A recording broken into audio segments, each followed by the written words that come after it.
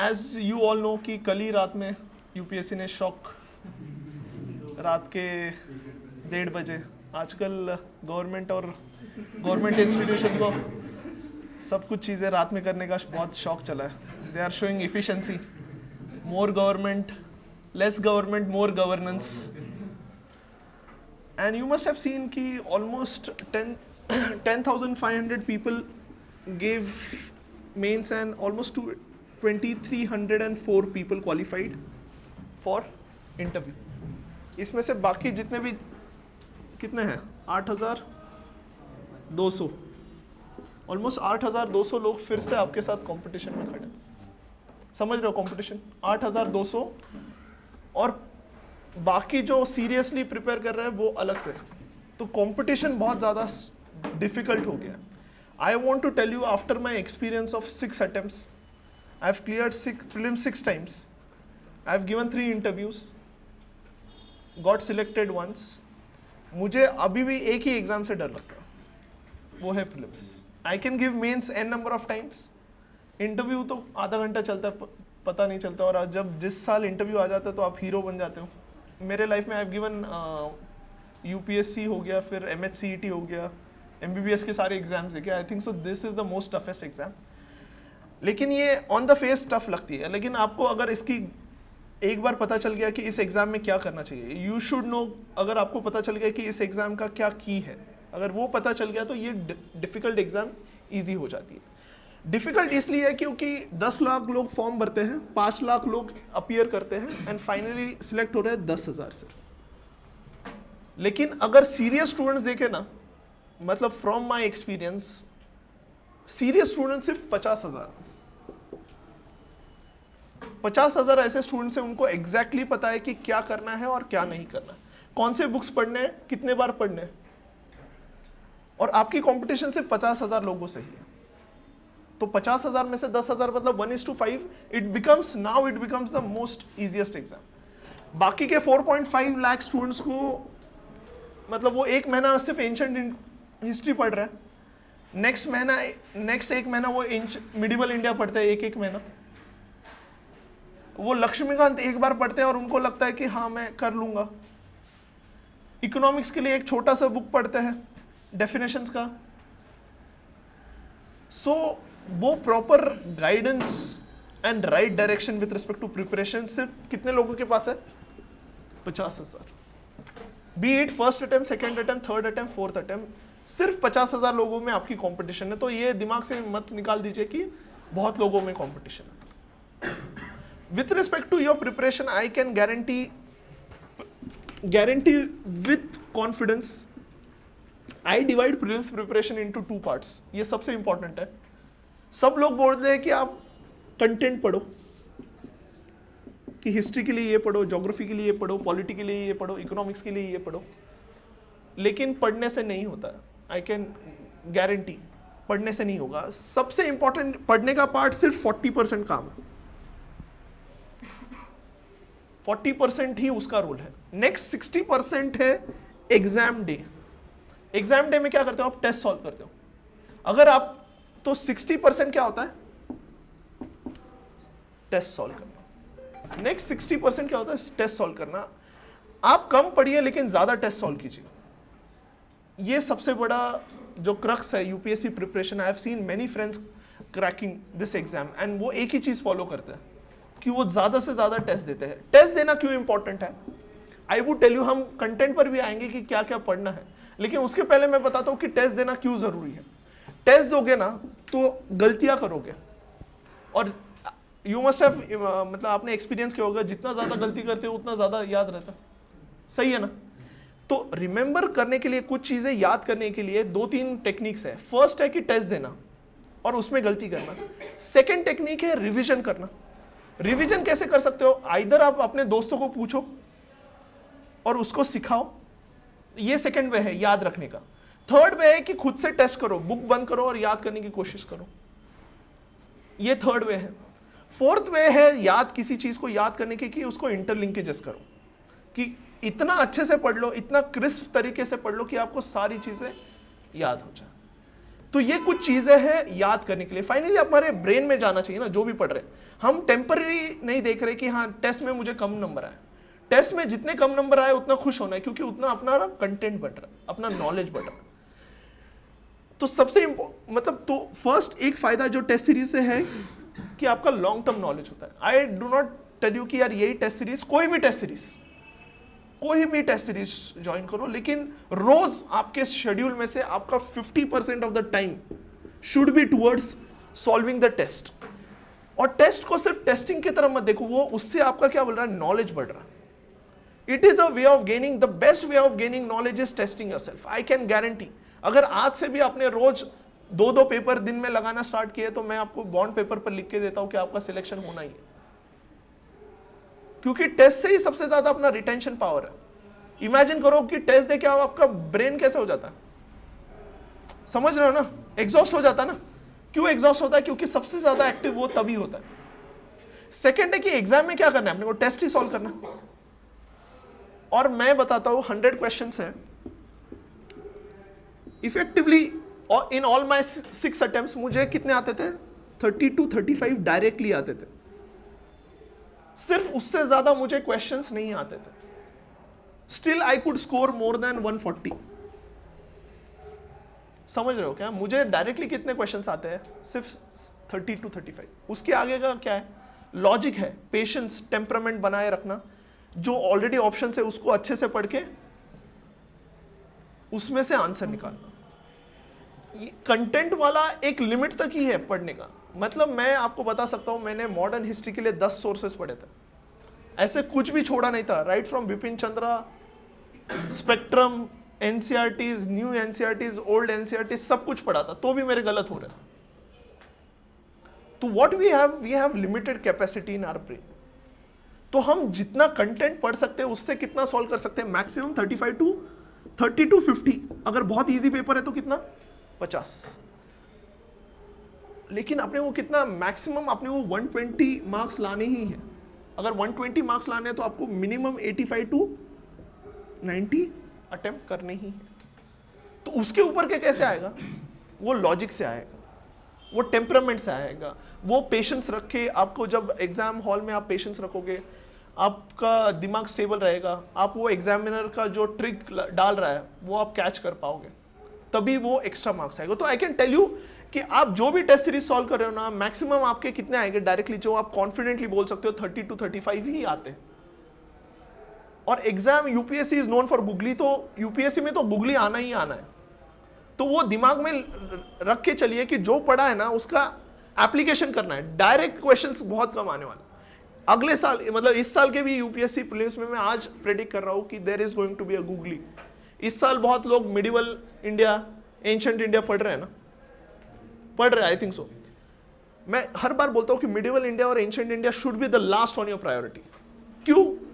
इस साल का जिसका हिस्ट्री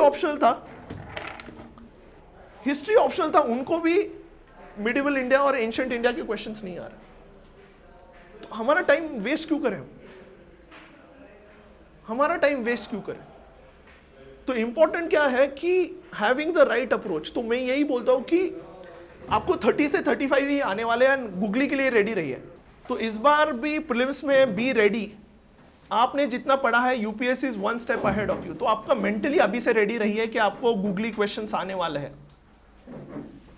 आई हैड फ्रेंड्स जो बहुत फेमस टेस्ट सीरीज है दिल्ली में, आप भी जेरोक्स सॉल्व करते हो, जिसके उसमें उसको 150, 180, 190 तक मिल गए, एंड फाइनल टेस्ट में he could not get even 90। मतलब यूपीएससी के इसमें प्रीलिम्स में he could not gate 90।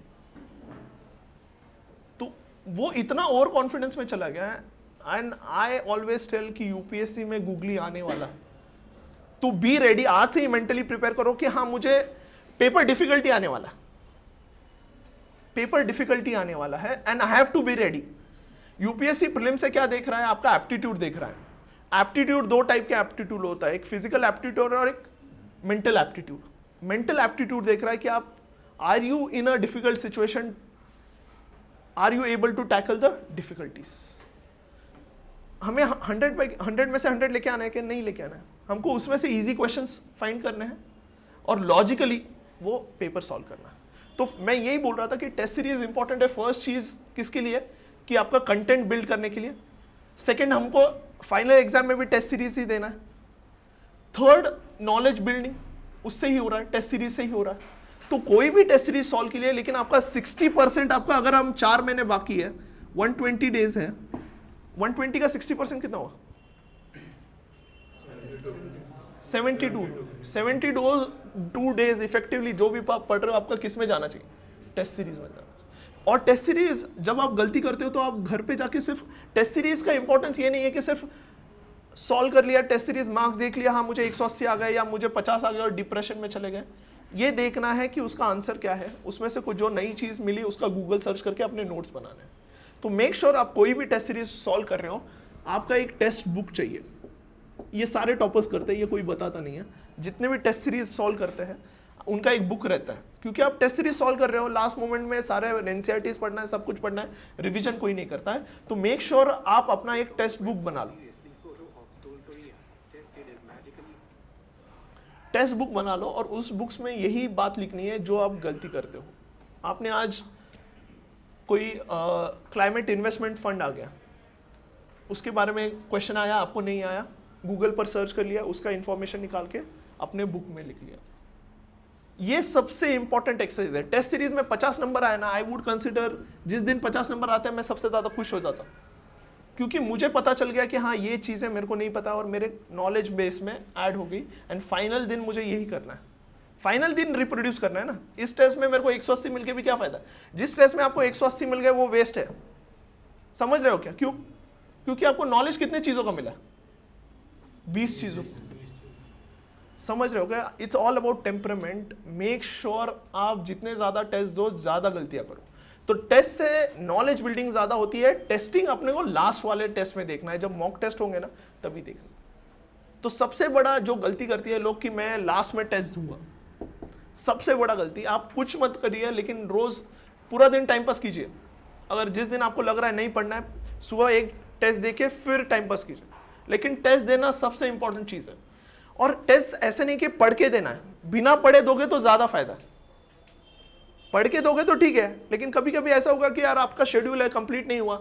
UPSC में कभी सिलेबस कंप्लीट नहीं होने वाला, कभी सिलेबस नहीं कंप्लीट होने वाला है। एग्जाम के एक दिन जाने से पहले भी सब टॉपर्स का, मैं एकदम कॉन्फिडेंटली बोल रहा हूँ, आई हैव सीन रैंक 1 से रैंक 100 के बीच में मेरे 20 फ्रेंड्स हैं। आई कैन अश्योर यू कि सारे लोग पैनिक होते हैं, सारे लोग पैनिक होते हैं। सिर्फ वो खुद को समझाना पड़ता है ऑल इज वेल। एग्जाम में आंसर देख के मुझे कुछ ना कुछ क्लिक होने वाला है। इम्पॉसिबल है कि आपको एंशंट से एनवायरनमेंट तक सब कुछ याद रखे, कोई एक्सपेक्ट नहीं कर सकता, कोई सुपर ह्यूमन नहीं है। तो वो सिर्फ आपको खुद को बोलना है कि हाँ मैंने मेहनत किया है, और जो भी है बॉल ट्रिकी आने वाला है, गूगली आने वाला है, मुझे अच्छे से प्लेड करना है, मुझे इसमें सिक्सर नहीं मानना। अपने को क्या करना है इसमें? सिर्फ अपने को बाउंड्री क्रॉस करनी है ना। सिक्सर कहाँ मानना है अपने को? मेंस में, जहां मैटर करता है वहां रिस्क लेना है। अभी यहां क्या है कि गूगली आने वाला है, पता है UPSC goes 1 step ahead. UPSC always goes 1 step ahead of you. Question आगे ही आने वाला है, लेकिन अब क्या है, how to deal with this uncertainty. सब बोल रहे हैं ना अनसर्टन हो गया। एक तो अनसर्टिनिटी को कैसे डील कर सकते हैं लॉजिकली, जो टेस्ट सीरीज में आपका टेम्परामेंट डेवलप होगा। सेकंड, डील कर सकते हैं थ्रू कंटेंट। कंटेंट में एक मेजर इशू मैंने पुणे में देखा है कि आपका जो कंटेंट जो आप पढ़ रहे हो, बहुत लिमिटेड चीजें पढ़ रहे हो, बहुत लिमिटेड। बहुत सारे लोगों के लिए, हिस्ट्री के लिए, मॉडर्न हिस्ट्री के लिए आपका सोर्स क्या है? स्पेक्ट्रम।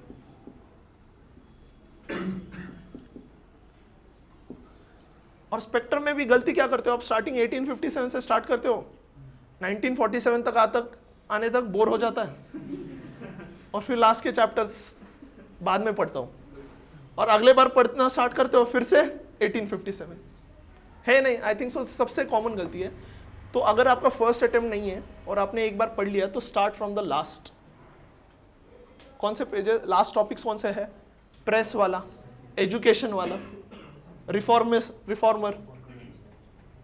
तो नेक्स्ट टाइम अब जब भी स्पेक्ट्रम पढ़ोगे ना, 1857 इजी लगता है, कंप्लीट होता है जल्दी। वो सोशल रिफॉर्मर सबको याद है, लेकिन कौन सी चीज याद नहीं है? Last one. तो एक चीज याद रखना, स्पेक्ट्रम पीछे से पढ़ना है अगर आपने पहले से पढ़ा है। सेकेंड चीज, मॉडर्न हिस्ट्री के लिए आपको न्यू एनसीईआरटीज पढ़ना है।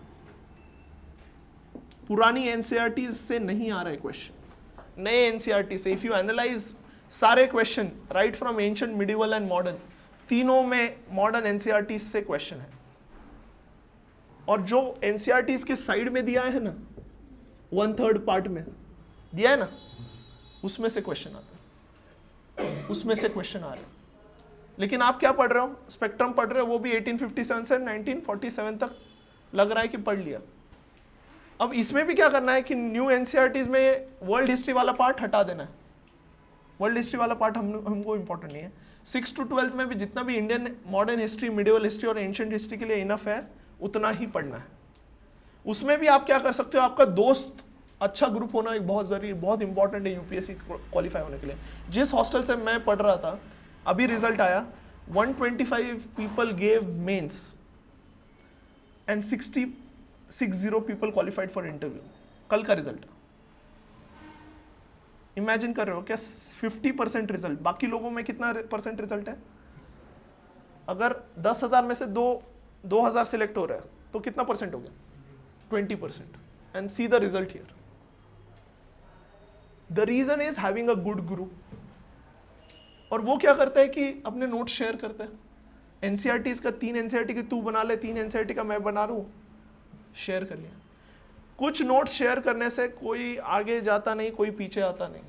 तो मेक श्योर आपका 2 से 3 लोगों का ग्रुप हो जाए। ऐसा नहीं हो जाए कि उसमें सारे, मतलब वो टाइम पास वाला ग्रुप नहीं है कि वो ग्रुप बना लिया और तानाजी मूवी चले गए, नहीं ये रेस्टोरेंट अच्छा है, इधर बड़ा पाव अच्छा मिलता है, नहीं। और मैं सेकेंड और थर्ड अटेम्प्ट वाले स्टूडेंट्स को बोलूँगा कि आप ग्रुप फर्स्ट अटेम्प्ट वालों के साथ करोगे ना, जो जोशीले होते हैं। फर्स्ट अटेम्प्ट में जोश होता है, सेकेंड थर्ड और फोर्थ अटेम्प्ट में जोश कम हो जाता है, लगता है कि सब कुछ आता है। तो आप ऐसे लोगों के साथ रहिए, बहुत इंपॉर्टेंट है। कंपनी बहुत ज़्यादा इंपॉर्टेंट है, क्योंकि बहुत सारे लोग इतना आगे, जैसे ही मार्च अप्रैल आएगा, डिप्रेशन सेट इन होना स्टार्ट हो जाता है कि यार बहुत सारा पढ़ने को बाकी है। तो कुछ मोटिवेशन ज़रूरी है। तो ये लोग क्या होता है, फाइटिंग स्पिरिट वाले होते हैं। तो फर्स्ट अटेम्प्ट वाले और ऐसे लोगों के साथ रहिए कि जो आपको हमेशा मोटिवेटेड रखें। समझ में आया? तो ये एक चीज़ करना है। कंटेंट में क्या है कि आपको अगर दूसरा स्पेक्ट्रम पढ़ रहा है ना, आपको स्पेक्ट्रम से आगे जाके एक एक्स्ट्रा सोर्स पढ़ना है। क्योंकि अपने को क्या है, 5 लाख में से अपने को 10,000 में आना है। अगर कट ऑफ 90 जाता है तो अपने को कितने चाहिए? 91 चाहिए। तो बाकी लोगों से 1 नंबर ज्यादा चाहिए ना। अगर बाकी लोग स्पेक्ट्रम पढ़ ले तो हमको एक चीज एक्स्ट्रा पढ़नी है। ये मेरा हमेशा फंडा रहता था। अगर बाकी चीज एनवायरमेंट के लिए एक बुक पढ़ रहे हैं, शंकर आईएएस पढ़ रहे हैं, मैं 4 चीज पढ़ता था। 4 चीज पढ़ता था, क्योंकि मुझे पता है कि सब लोग शंकर पढ़ रहे हैं, मुझे एक स्टेप एक्स्ट्रा पढ़ना है। सेकेंड, और एक प्रॉब्लम है, आपको क्या लगता है कि आपको 90 नंबर लेके आना प्रीलिम्स में सबसे इजी पार्ट है। अगर कोई 12th के भी स्टूडेंट्स को बैठा दिया ना, या फर्स्ट अटेम्प्ट एमपीएससी वाले को भी यूपीएससी में बैठा दिया, वो 90 नंबर ऐसे ही लेके आएगा। 90 नंबर आने के बाद 90 को 120 लेके जाने में 5 टाइम्स मेहनत है। तो फर्स्ट अटेम्प्ट में आपको 90, 92 आ जाते हैं, आपको लगता है यार मैं तो बहुत नजदीक हूँ, 95 कट ऑफ है, 98 कट ऑफ है, ऐसे ही हो जाऊंगा। ये सबसे बड़ी गलती है। 90 लाना सबसे इजी पार्ट है। उठ के भी जाओगे ना, आज 90 आ जाएंगे। 80, 90 तो ऐसे ही आते हैं, आपने देखा होगा हर एक टेस्ट में तो 80, 90 आ जाते हैं ना। इंपॉर्टेंट है कि 90 से 120 तक जाना, and that can happen with 5x effort. 5x effort किस में जाएगा? कंटेंट मल्टीप्लाई करने में, कि आप, और ये 1 नंबर बढ़ाने के लिए आपको 10 पेजेस एक्स्ट्रा पढ़ने हैं। बहुत इंपॉर्टेंट है कि इतना इजी नहीं है वो 10 नंबर बढ़ाना। सबसे डिफिकल्ट पार्ट वो 10 नंबर बढ़ाना, सबसे डिफिकल्ट पार्ट। तो उसके लिए मैं जो बोलता हूं कि आपको आपका कंटेंट जो है ना, उसका हॉरिजॉन्टली बढ़ाना है। क्या बनाना है? ब्रेड बढ़ाना है। तो मेक श्योर आप एक चीज पढ़ रहे हो ना, तो उतना तो आपको एकदम परफेक्ट चाहिए, टिप ऑफ द टंग चाहिए। नींद में से कोई उठाए थे, स्पेक्ट्रम में पूछ लिया कि ये कौन था, वो कौन था, क्या सीरीज था, वो तो है। उसके आगे जाके आपने क्या बना लिया? एनसीईआरटीज के नोट बना लिए, उसमें ऐड कर लिए, खत्म। आपका मॉडर्न हिस्ट्री के लिए उतना है। अब उस चीज को आपको रिवीजन भी करना है जितना पॉसिबल टाइम से। ठीक है, एक बार डिसाइड कर लीजिए, लोग ये पढ़ते हैं, एक्स पढ़ते हैं, मैं x+1 पढ़ूंगा और उसको 3 टाइम्स रिवाइज करूंगा। आपको 120 डेज में ऐसा प्लान बनाना है कि आपका हर एक टॉपिक 4 टाइम्स रिवाइज हो जाए। लक्ष्मीकांत एक बार पढ़ने से नहीं हो रहा है, 2 बार पढ़ने से नहीं होगा, 3 बार पढ़ने से नहीं होगा। कितने बार पढ़ना पड़ेगा? मिनिमम 4 बार, मिनिमम 4 बार पढ़ना ही पड़ेगा। और लक्ष्मीकांत पढ़ते समय ये याद, और एक चीज लक्ष्मीकांत पढ़ते समय याद रखिए कि लक्ष्मीकांत का और एक बुक आता है, एमसीक्यू बुक आता है। तो उस टॉपिक का आपने चैप्टर पढ़ लिया, उसका ही एमसीक्यू सॉल्व कर लीजिए, तो तुरंत क्या हो जाएगा, आप गलतियां करोगे और दिमाग में वही टॉपिक तुरंत देख लिया, वापस दिमाग में चला गया। तो एमसीक्यू सॉल्व करना साइमल्टेनियसली लक्ष्मीकांत में नेसेसरी है। लक्ष्मीकांत में एमसीक्यू सॉल्व करना बहुत नेसेसरी, समझ में आया? तो what I want to tell you कि एक तो है कि मॉडर्न हिस्ट्री के लिए spectrum plus new NCERT must है। सेकंड, लक्ष्मीकांत पॉलिटी के लिए क्या पढ़ना है? लक्ष्मीकांत का एनसीईआरटी बुक प्लस कौन सा एक NCERT? Indian constitution at work, Indian constitution at work बहुत इंपॉर्टेंट है। नेक्स्ट आपका क्या आता है? Environment and science and technology are the 2 topics which are deciding कि कौन अंदर है और कौन बाहर है। सही है नहीं? एनवायरमेंट का इंपॉर्टेंस बढ़ गया क्योंकि आईएफएस का भी इसी से सिलेक्शन हो रहा है, और the world is moving towards sustainable development. सिर्फ इकोनॉमिक ग्रोथ इंपॉर्टेंट नहीं है। अगर इकोनॉमी और एनवायरमेंट के क्वेश्चन देखो तो ऑलमोस्ट सेम आ रहा है। पिछले साल 20 to 25 क्वेश्चन है, और जो एनवायरमेंट में क्वेश्चन आ रहे हैं they are not coming from books, they are coming from current affairs. और ये करंट अफेयर्स कहां से निकाल सकते हो? It should be at least from 6 to 7 sources, 6 to 7 sources current affairs के लिए। अगर आप एनवायरमेंट के लिए करंट अफेयर्स सोर्सेस पढ़ोगे तभी वो एमसीक्यू सॉल्व होगा। और प्लस आपको internet, government website and forest survey of India, ये सब कुछ देखना। जैसे कोरल रीफ्स देख लिया आपने, है ना? कोरल रीफ्स है, कोरल रीफ्स का शंकर आयस में दिया symbiotic relationship algae and polyp, ठीक है। उसके बाद कोरल ब्लीचिंग दे लिया, कोरल ब्लीचिंग दे दिया ना, उसमें कॉजेज दे दिया, why coral reefs are important, why it is called rain forest of the ocean. लेकिन उसके बाद क्या क्वेश्चन आएगा करंट अफेयर से? कोरल ब्लीचिंग अलर्ट सिस्टम कौन करता है? Coral bleaching alert system important है क्या? लग रहा है क्या इंपॉर्टेंट? वही है ना, क्वेश्चन आ सकता है। Coral bleaching alert system India में कौन करता है? It is done by INCOIS, Indian national ocean information centre, INCOIS है ना। इनकॉइस का हेडक्वार्टर कहाँ है ये आपको पता चाहिए? Hyderabad. Hyderabad is the headquarter of INCOIS. INCOIS कौन से मिनिस्ट्री के अंडर आता है? Very good, earth science. अभी मिनिस्ट्री ऑफ अर्थ साइंस देखोगे तो इसके अंडर एक वर्चुअल ऑर्गेनाइजेशन है, कौन सा? ESSO। Can I take this? कौन सा ऑर्गेनाइजेशन है? Earth science and systems organisation, ESSO। ये वर्चुअल ऑर्गेनाइजेशन, इस ऑर्गेनाइजेशन के अंडर 10 से 12 ऑर्गेनाइजेशन और आते हैं। उसमें से एक ऑर्गेनाइजेशन कौन सा है? इनकॉइस। IMD किसके अंदर आता है? कौन सा ministry? Earth science. It comes under INCOIS. ये 10 एंड 12 में कौन सा? IMDB। National centre for medium range weather forecasting पढ़ा है क्या? कितने लोगों ने पढ़ा है? National centre for medium range weather forecasting कहां पढ़ा है? एनवायरमेंट रिलेटेड ही है, न्यूज में है। वेरी गुड, सफर में। तो सफर ऐप पता है ना? सफर ऐप क्या करता है? फोरकास्ट करता है कि आगे कितना पोल्यूशन होने वाला है, अगले 2 दिन में कितना पोल्यूशन होने वाला है। And that SAFAR is developed by Indian institute of tropical meteorology plus 2 organisation of ESSO। कौन से 2 ऑर्गेनाइजेशन मैंने बता दिए?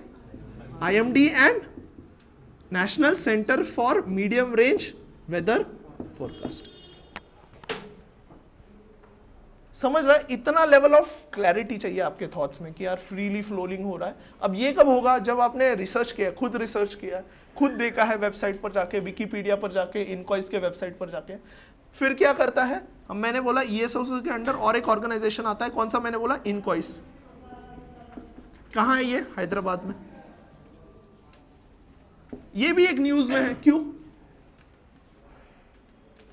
इंडिया फास्टेस्ट सुपर कंप्यूटर कौन सा है? प्रत्यूष। वो कहाँ है?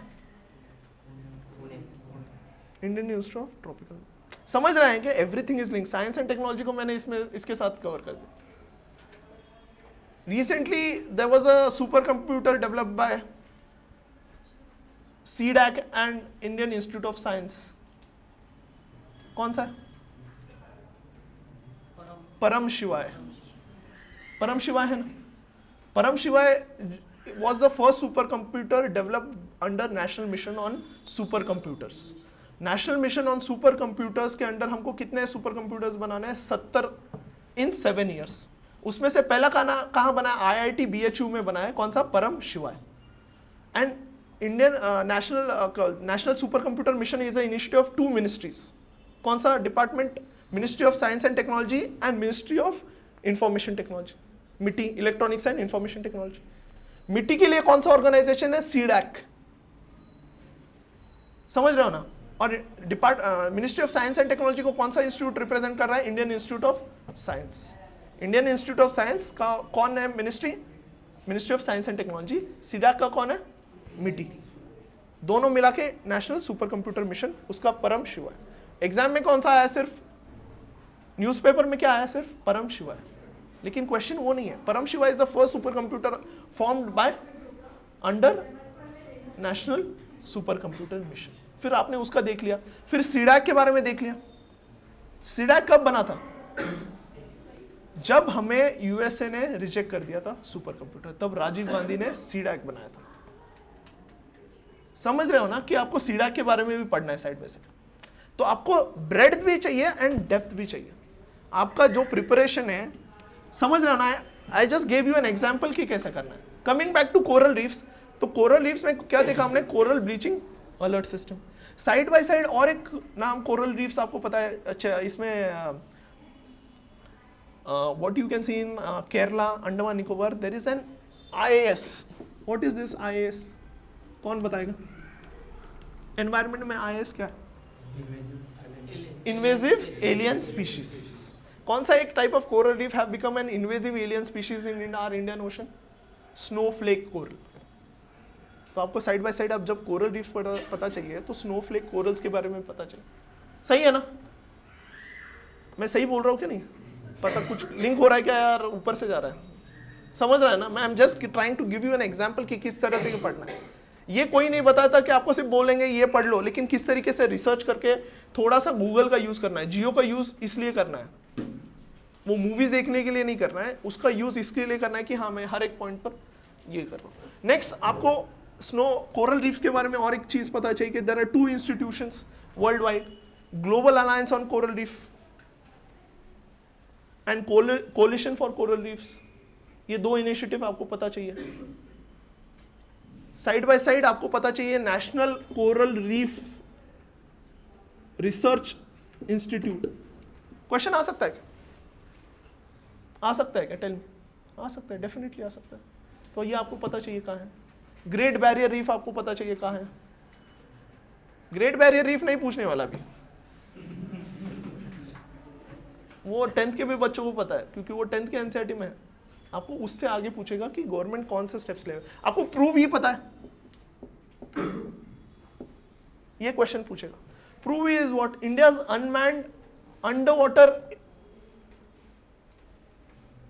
Underwater vehicle to monitor the coral reefs. Question आ सकता है क्या? You tell me. मैं ऐसे कुछ हाई-फाई पढ़ा रहा हूं क्या? Everything is relevant to coral reefs. Everything is relevant to coral reefs. तो आपको इस तरीके से पढ़ना है।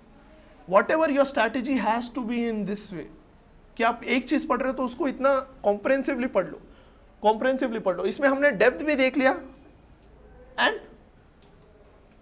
होराइजन भी हमने ज्यादा कवर कर लिया। शंकर आयस में इतना है क्या? एंड उसके आगे आपको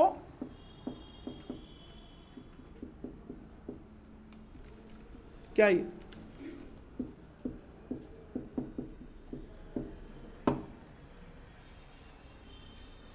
कौन बताएगा?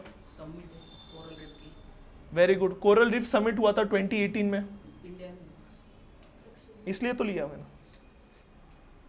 And it was organise by, किसने ऑर्गेनाइज किया था? कौन बताएगा? क्वेश्चन आ सकता है क्या? Organise by, it was organise by MOEF,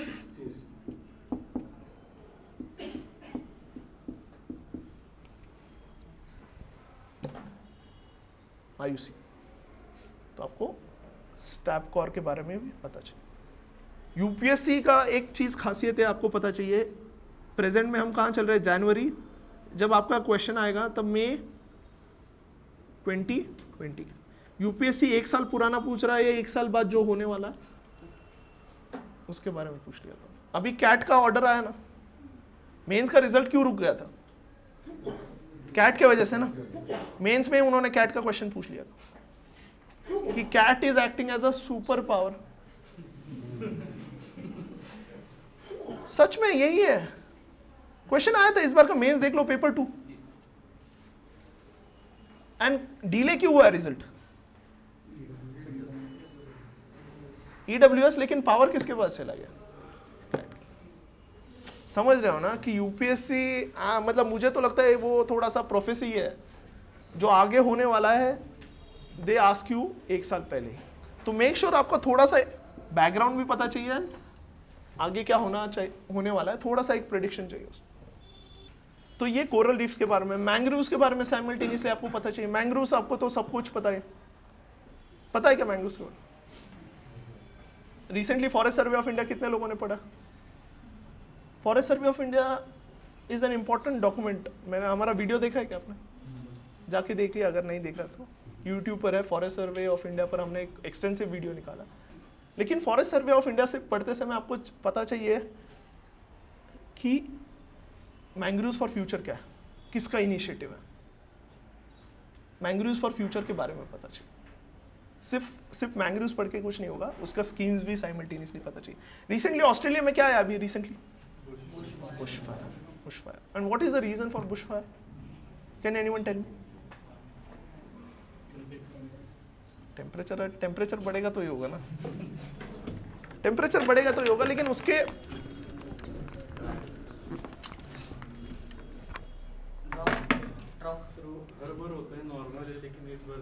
ज्यादा हुआ है। रीजन?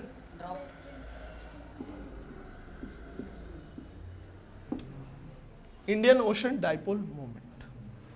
अगर आपने करंट अफेयर्स अच्छे से पढ़ा है तो one of the reasons for this year's bushfire is strong Indian ocean dipole movement.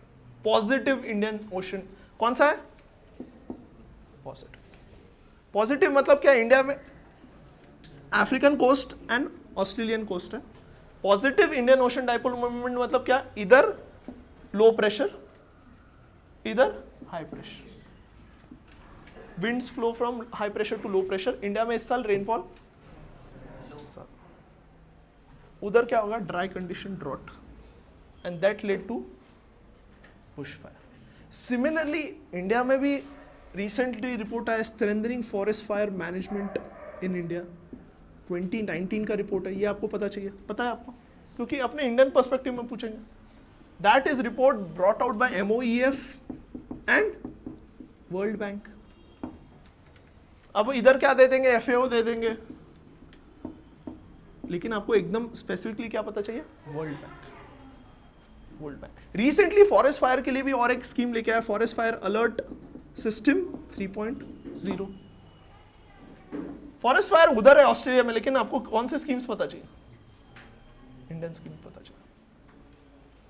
मैं आपको सिर्फ हिंट दे रहा हूं कि आपका कंटेंट किसका होराइजन चाहिए। मैंने टेस्ट सीरीज का तो बता दिया कि आपको टेस्ट सीरीज, मैं अगर आप मुझे बोलते कि आपके पास 120 डेज है तो मैं स्पेसिफिकली टेस्ट सीरीज का और एक फायदा है कि आपको फिल्टर आउट कंटेंट मिलेगा। जो सबसे इंपॉर्टेंट चीज है वो कहाँ आती है? टेस्ट सीरीज में आती है ना, वो एक फिल्टर है ना। हर एक टेस्ट सीरीज वाला क्या करता है? जो भी डिफिकल्ट चीज डालने की ट्राई करता है। डिफिकल्ट जब ही आएगा ना, जो सब किसी को नहीं पता वही डिफिकल्ट है। तो टेस्ट सीरीज पढ़ोगे टेस्ट सीरीज सॉल्व करोगे तो क्या सबसे एनरिच कंटेंट आपको मिलेगा, बेसिक कंटेंट तो सब जगह। तो फॉरेस्ट फायर अलर्ट सिस्टम के बारे में आपको पता चाहिए कि पहले कौन सा था, फॉरेस्ट फायर अलर्ट सिस्टम 2.0। इसमें हम एक सेंसर यूज करते थे, मॉडिस सेंसर ऑफ कौन सा सैटेलाइट, टेरा एंड एक्वा। ये टेरा एंड एक्वा किसका सैटेलाइट है, नासा का। अभी हम कौन सा 3.0 में हम SNPP नाम का सैटेलाइट यूज कर रहे हैं, SNPP। SNPP से डेटा आ रहा है कहाँ, SNPP से डेटा आएगा नेशनल अहमदाबाद में। कौन सा centre, remote sensing satellite centre, national remote sensing satellite centre. और वहां से कहा जाएगा forest survey of India. Forest survey of India कहाँ है, देहरादून। देहरादून। तो ये सारी चीजें न्यूज में है, अगर आप अच्छे से पढ़ोगे, थोड़ा सा डेप्थ में जाओगे तो सारी चीजें, मैं बहुत डेप्थ में नहीं पढ़ा रहा हूँ, बहुत सुपरफिशियल, आप थोड़ा भी सर्च करोगे तो आपको पता चल जाएगा, थोड़ा भी सर्च करोगे तो पता चल जाएगा। तो ये मैं चीज बताने की कोशिश कर रहा हूं कि स्टैटिक क्वेश्चंस नहीं आएंगे ज्यादा एनवायरमेंट, उसका एप्लीकेशन आने वाला। और वो एप्लीकेशन कब आएगा, जब आप current affairs from multiple sources पढ़ने का ट्राई करें। समझ में आया? इस साल साइट्स का सॉरी CMS पता है? What is CMS? Conventional migratory species. Conventional migratory species India 2020 में इसका कन्वेंशन, इसका COP कहाँ हो रहा है, इंडिया में हो रहा है। इंडिया में हो रहा है ना, इंडिया में हो रहा है, तो उसका मैस्कॉट क्या है, great Indian bustard. Great Indian bustard का IUCN स्टेटस क्या है, critically endangered. Great Indian bustard sanctuary कहाँ है, सोलापुर में भी है, एंड दूसरा राजस्थान में भी, राजस्थान में सोलापुर में भी है। समझ रहे हो क्या आप? अगर CMS को दूसरा नाम क्या है, बॉर्न कन्वेंशन। बॉर्न चैलेंज भी पता चाहिए एनवायरमेंट पढ़ रहे हो तो। एनवायरमेंट के बारे में बताना चाहता था, इसलिए इतने सारे एग्जांपल दिए कि आपको किस डेप्थ में, ये सब कुछ है क्या इसमें, नहीं है। जो बुक आप पढ़ रहे हो उसमें बहुत नैरो है, उस पर डिपेंडेंट रहोगे तो कंटेंट में आप मार खाओगे, आपको लगेगा ही मेरे नंबर ही क्यों नहीं आ रहे। नंबर इसलिए नहीं आ रहे क्योंकि स्टूडेंट्स आर बहुत स्मार्ट हो गए। आज घर पे भी बैठ के लोग इतना पढ़ रहे हैं, क्यों पढ़ रहे हैं, क्योंकि नेट इज अवेलेबल।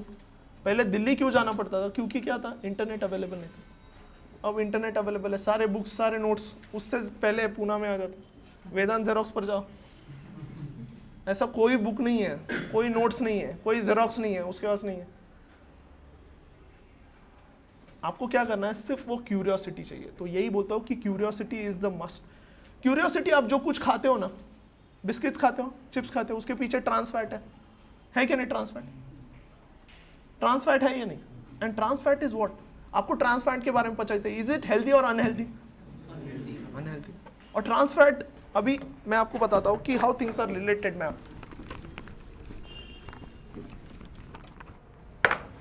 चीजें, if you look at trans fat, fats, आप कोलेस्ट्रॉल समझ रहे हो ना, जो भी आप फैटी चीज खाते हो, जो भी फैट्स खाते हो ना, there are 2 types of fat, एक तो पॉली अनसैचुरेटेड एंड एक saturated. Poly unsaturated are very good, क्योंकि यह क्या करता है, गुड कोलेस्ट्रॉल को बढ़ाता है। गुड कोलेस्ट्रॉल क्या बोलते हैं, HDL। ये आपके क्वेश्चन में आने वाला है, ये कुछ मैं मेडिकल साइंस नहीं पढ़ा रहा हूँ। क्यों इतना कॉमन हो गया है, नॉन कम्युनिकेबल डिसीजेस बढ़ गया ना। आपके घर में हर एक का किसी का ना किसी का कोलेस्ट्रॉल चेक हो गया, लिपिड प्रोफाइल हो गया होगा, हो गया है कि नहीं? UPSC ऐसे ही चीज पूछता है जो आपके अवेयरनेस सराउंडिंग से रिलेटेड है, तो उसमें HDL देखोगे, HDL का ज्यादा वैल्यू है, तो भी डॉक्टर्स बोलते हैं अच्छा। क्यों? क्योंकि HDL is known as good cholesterol. Good cholesterol क्यों? क्योंकि जो आर्टरीज में डिपॉजिटेड कोलेस्ट्रॉल है ना, उसको निकाल के वो वहां डिपॉजिट नहीं करता है, अपने टिश्यू में जाके डिपॉजिट करता है।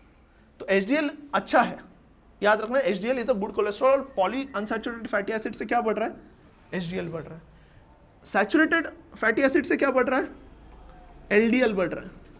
LDL is a bad cholesterol, LDL नहीं चाहिए। LDL जाके कहाँ डिपॉजिट होता है, अपने आर्टरीज में डिपॉजिट होता है, हार्ट अटैक उसी से होता है। अभी गवर्नमेंट WHO ने सोचा यार ये ट्रांस फैट, और क्या हो रहा है, थर्ड टाइप क्या है, ट्रांस फैट। ट्रांस फैट क्या होता है, ये भी अनसैचुरेटेड फैट होते हैं, लेकिन ये फोर्सफुली इसको क्या किया जाता है कि इसको हाइड्रोजनेट किया जाता है।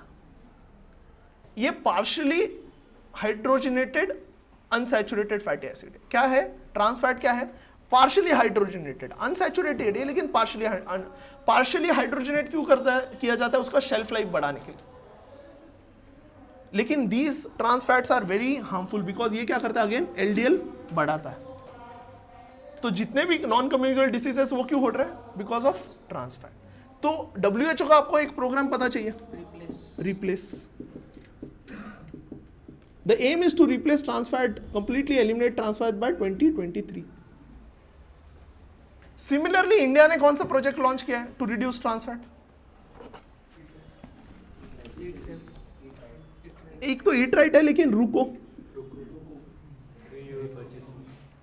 Reuse cooking oil. हर बार अगर रीयूज करोगे सेम ऑयल तो क्या होता है, उसमें ट्रांस फैट्स बढ़ता है, उसमें टोटली पोलराइज कंपाउंड्स बढ़ जाते हैं।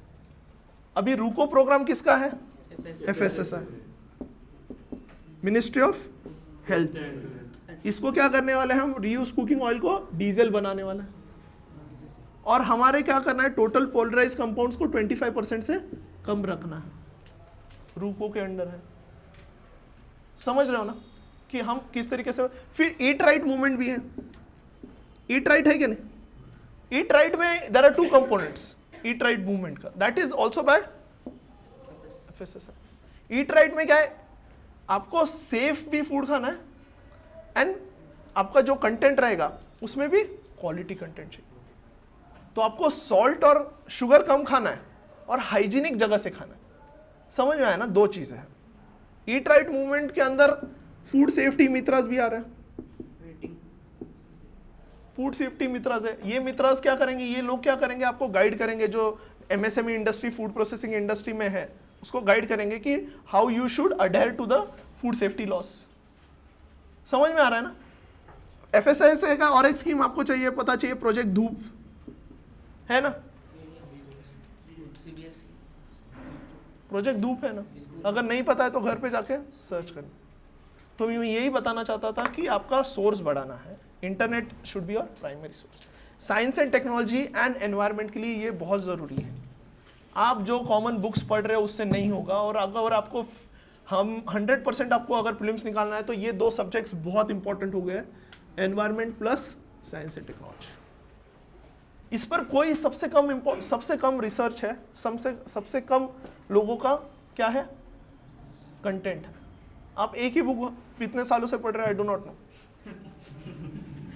उसमें कुछ रिफॉर्म भी नहीं हो रहा है, और यूपीएससी को पता चल गया है कि उस बुक से क्वेश्चन आ रहा है। आप करंट अफेयर्स के लिए भी एक मैगजीन पढ़ते हो और उसी से क्वेश्चन आने नहीं वाले, नहीं आने वाले। वो सिर्फ खुद के सेटिस्फेक्शन के लिए पढ़ना है कि हाँ मैंने कुछ तो पढ़ा है भाई। आ रहा है क्या पिछले साल कोई क्वेश्चन, बताओ मेरे को। यूपीएससी को पता है कि यार जो सिटी में रह रहा है उसको एक्सेसिबिलिटी है, यार ये ऐसा कैसे चलेगा कि जिसने ये पढ़ लिया उसको आ जाए। ऐसे चीज पूछ रहा है कि जहां everyone is at a level playing field, जिसको दिमाग चलाना पड़े। मैं यही बोल रहा हूँ कि 30 क्वेश्चन ही आने वाले हैं मैक्सिमम आपको डायरेक्टली। बाकी के जो 80 क्वेश्चन, बाकी के जो 50-60 क्वेश्चन आपको सॉल्व करने हैं वो एप्लीकेशन से ही सॉल्व करना है, लॉजिक से सॉल्व करना है। और हर कोई आके मेरे को बोलता है सर 4 क्वेश्चन है, 2 एलिमिनेट, 4 ऑप्शन है, 2 एलिमिनेट कर पा रहा हूँ, 2 में ही कंफ्यूजन है, और यही गलती हो जाती है। बहुत लोगों के साथ प्रॉब्लम है गेस। क्यों हो रहा है ऐसे? क्योंकि आपका क्लैरिटी नहीं है, आपका कंटेंट जो पढ़ रहे हो कम है। अगर आपने पता चल गया कि हाँ ये सब कंटेंट आपने सही पढ़ लिया तो ये ऑप्शन ये रहेगा क्या? कंफ्यूजन कभी नहीं रहेगा।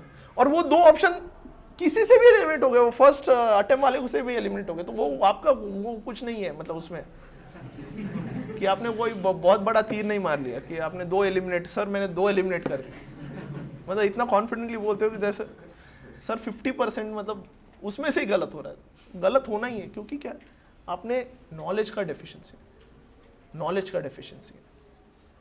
का डेफिशिएंसी प्लस टेस्टिंग, आप टेस्ट नहीं कर रहे हो। मैं मेरी एक मतलब आप इस सेमिनार से एक चीज आप लेके जाना चाहते हो, मैं यही नहीं बोल रहा कि कोई एक स्पेसिफिक हमारा ही ज्वाइन मत करो, मैं यही नहीं बोलूँगा, लेकिन एक कोई टेस्ट सीरीज डेली सॉल्व करो। और ये इसके लिए क्या चाहिए? Self discipline. जो सबसे डिफिकल्ट चीज़ है सेल्फ डिसिप्लिन, कि हाँ रोज मेरे को सॉल्व करना है। उधर कुछ है, तानाजी रिलीज हो जाए, छपक रिलीज हो जाए, मेरे को रोज मेरा पेपर सॉल्व करना है। You won't believe, we also didn't, हमें भी नहीं लगा कि इतने लोग, आपका कंपटीशन किन लोगों के साथ है। रोज सुबह 7 बजे कभी आई है हमारे टारगेट यूपीएससी, सुबह 7 बजे 180 people write the test at the simultaneous same time, रोज 7 बजे। और हमें लगा था यार ये नया नया जोश है, एक हफ्ते बाद कम हो जाएगा, 2 हफ्ते बाद कम हो जाएगा। आज 25 टेस्ट हो गए and every day the count is same, every day the count is same. और मतलब सुबह 7 बजे, समझ रहे हो, अभी ठंडी है, 6 बजे उठते हैं वो बच्चे, और हमें भी उठना ही पड़ रहा है उनके वजह से। हमको लगा था यार बाद में ये बोल देंगे सर नहीं जम रहा है, लेकिन रोज वो हमारे से पहले आके नीचे बैठ के रिवीजन कर रहे हैं। समझ रहे हो कि किन लोगों के साथ आपकी कंपटीशन है। दिल्ली में भी नहीं है ऐसा मॉड्यूल जो हमने स्टार्ट किया ना, दिल्ली में भी यू वोंट फाइंड 180 पीपल रोज आके टेस्ट दे रहे हैं। 1 घंटा टेस्ट देते हैं, 1 घंटा इधर बैठ के एनालिसिस करते हैं, उसके बाद उनका दिन हो जाता है। मतलब वो इतना कॉन्फिडेंटली अपना डे का स्टार्ट कर रहे हैं कि हाँ, समझ रहे हो ना, कि उन्होंने 22 टेस्ट दे चुके हैं अभी तक, और उनके सब टेस्ट के नोट्स बने। हमने उनको कंपलसरी इधर ही बैठा के नोट्स बनवाए उनसे। Faculty at Target UPSC. I'll be dealing basically with your geography and science and tech portions. Prelims तो में से कितने लोग पहले दे चुके हैं? And how many of you have always been on border 90 syndrome? 90 to 100 में कितने लोग रहे? कितने लोग? 90 से नीचे? Anyone scored more than 125 plus कभी? क्या? ठीक। तो सी डिफरेंस कहाँ आता है 125 प्लस में और जो 90s में जो रहते हैं हमेशा 90 to 100 में? डिफरेंस आता है तुम्हारी सिर्फ प्रैक्टिस में। सो जो लोग लाइक लास्ट ईयर की ही एक स्टोरी बताता हूँ। पीपल दोज 2 गाइज, उन लोगों ने कभी फॉरेस्ट सर्विस का एग्ज़ाम नहीं दिया था, तो हमेशा उनका क्या होता था, स्कोर रहता था अराउंड 105, ऑलवेज 105, क्योंकि उनकी टारगेट क्या होता था, एक वर्चुअल कट ऑफ है यूपीएससी में, वो क्या है 105, तो टारगेट हमेशा क्या होता था 105, तो हमेशा स्कोर भी कितना आता था 105 110। लास्ट ईयर दे टारगेटेड फॉरेस्ट सर्विस एग्जाम, और फॉरेस्ट का कट ऑफ कितना होता है वर्चुअल कट ऑफ 130, तो दे टारगेटेड कि यार 140 तो स्कोर करना ही करना है। जब 140 के लिए प्रिपरेशन की, स्कोर कितना आया 125, फॉरेस्ट में नहीं हुआ वो अलग बात है, बट स्कोर कहाँ गया 125। तो सी जितना टारगेट सेट करते हो ना, मार्क्स उतने ही आते हैं। और ये करके देख लेना तुम लोग, बिकॉज यू आर प्रिपेयरिंग के 110 मार्क्स आ जाए and I am safe, but prepare for 140।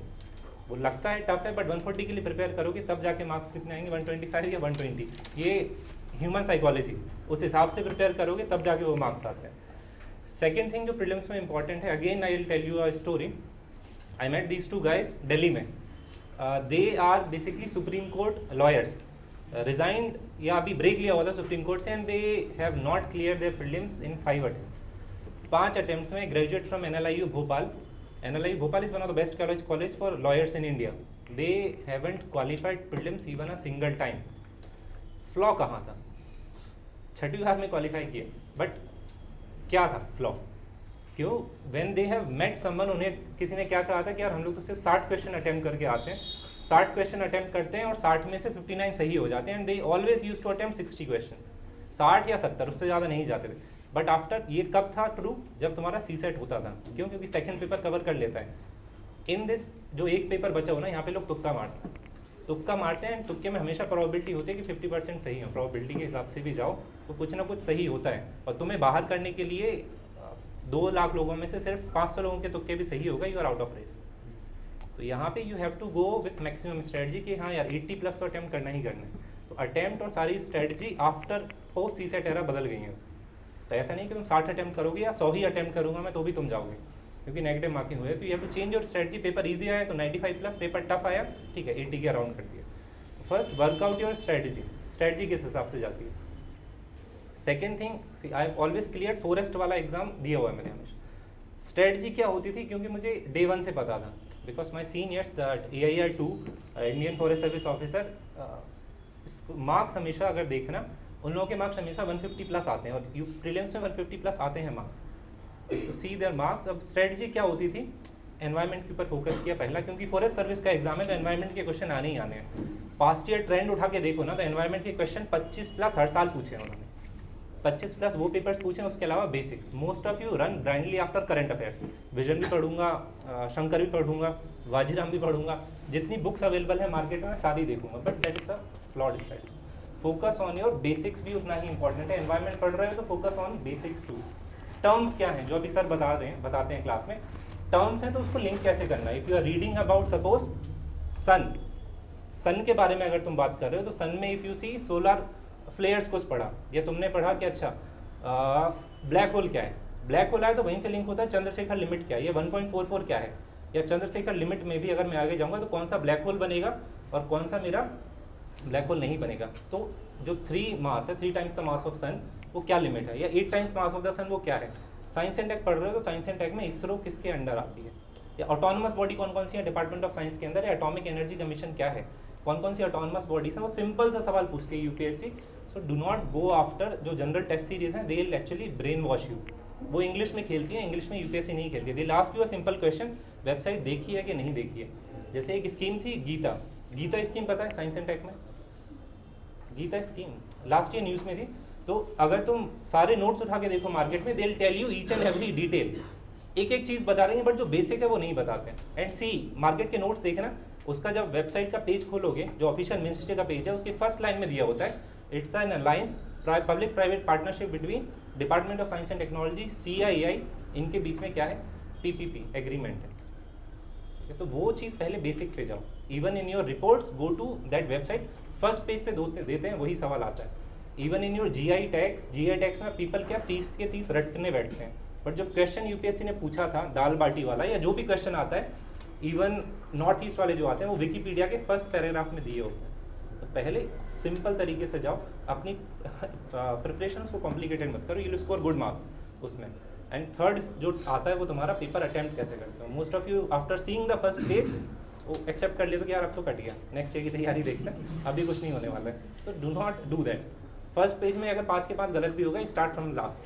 तो कई बार वो चीज़ तुम्हारा कॉन्फिडेंस बहुत मैटर करता है इसमें, because no one on earth वो रियलाइज तुम्हें करवाएगा कि यार 4 में से ना, हमेशा यूपीएससी ने लगता ही है कि 4 में से मेरे पता नहीं, 2 में से इनमें से आंसर कौन सा है, एंड यू वो तुक्का लगा के आते हो। वो तुक्का नहीं होता, ultimately it's in the back of your mind वो चीज़ चलती है, और वो जब तुमने कहीं पढ़ा होता है वो आ जाता है दिमाग में, recall, and that depends on your practice. इसलिए प्रैक्टिस ज़रूरी है। I will hand it over to sir now. Very good. मुझे लगा तो इससे सवाल पूछेगा। इकोनॉमी के लिए मेजरली क्या पढ़ रहे हो आप? Tell me one source. Sanjeev Verma और श्रीराम आयस कितने लोग, और रूनाल कितने लोग? I think so. मतलब इकोनॉमी के साथ ये इशू है कि none of the sources are complete. एक कोई सोर्स कंप्लीट नहीं है। सबसे लोएस्ट अगर किसी को इज, मतलब दैट इज ओनली डेफिनेशन का ये कंपाइलेशन है संजीव वर्मा, मतलब उससे कुछ कवर नहीं होगा और डेफिनेटली नहीं होगा। इकोनॉमी क्या है कि इट्स मोर अबाउट कॉन्सेप्ट, और कॉन्सेप्ट का एप्लीकेशन इन करंट अफेयर्स। समझ रहे हो ना? अभी रिसेंटली ऑपरेशन ट्विस्ट हुआ कि नहीं? हो गया ना? What was the aim of operation twist? ये तो कोई भी बता देगा ना यार। लिक्विडिटी मैनेज कर रहे हैं ना, बॉन्ड बेच रहे हैं, शॉर्ट टर्म बॉन्ड खरीद रहे हैं, लॉन्ग टर्म बॉन्ड खरीद रहे हैं, शॉर्ट टर्म बेच रहे हैं, लिक्विडिटी मैनेजमेंट। लेकिन अल्टीमेट एम क्या था? हाँ, लेकिन कैसे?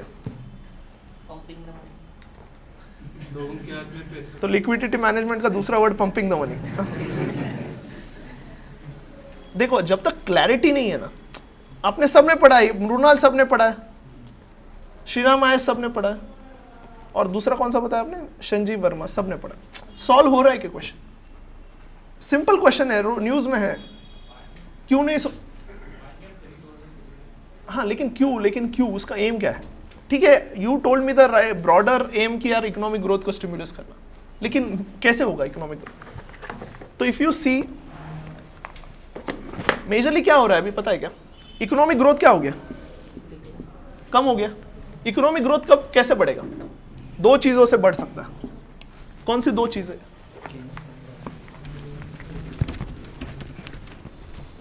दो चीजों से बढ़ सकता है। कौन सी दो चीजें? एक तो है कि गवर्नमेंट स्पेंडिंग बढ़ा, या फिर प्राइवेट सेक्टर स्पेंडिंग बढ़ा। सही है ना? सही है क्या नहीं? गवर्नमेंट क्यों स्पेंडिंग नहीं बढ़ा सकता? क्योंकि फिस्कल डेफिसिट पहले ही ज्यादा है। सही है ना? एंड फिस्कल डेफिसिट का टारगेट अंडर FRBM एक्ट हमको मेंटेन करना है। बजट में बोला है उन्होंने। अभी दूसरा कोई ऑप्शन कौन कर सकता है? Private sector. अब प्राइवेट सेक्टर कब करेगा investment? Economic growth private sector की वजह से कब होगा? जब वो क्या करेंगे? ज्यादा इन्वेस्ट करेंगे। सही है ना?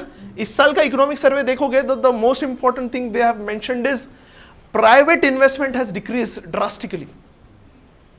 Private investment has decreased. What is the reason for decrease in private investment?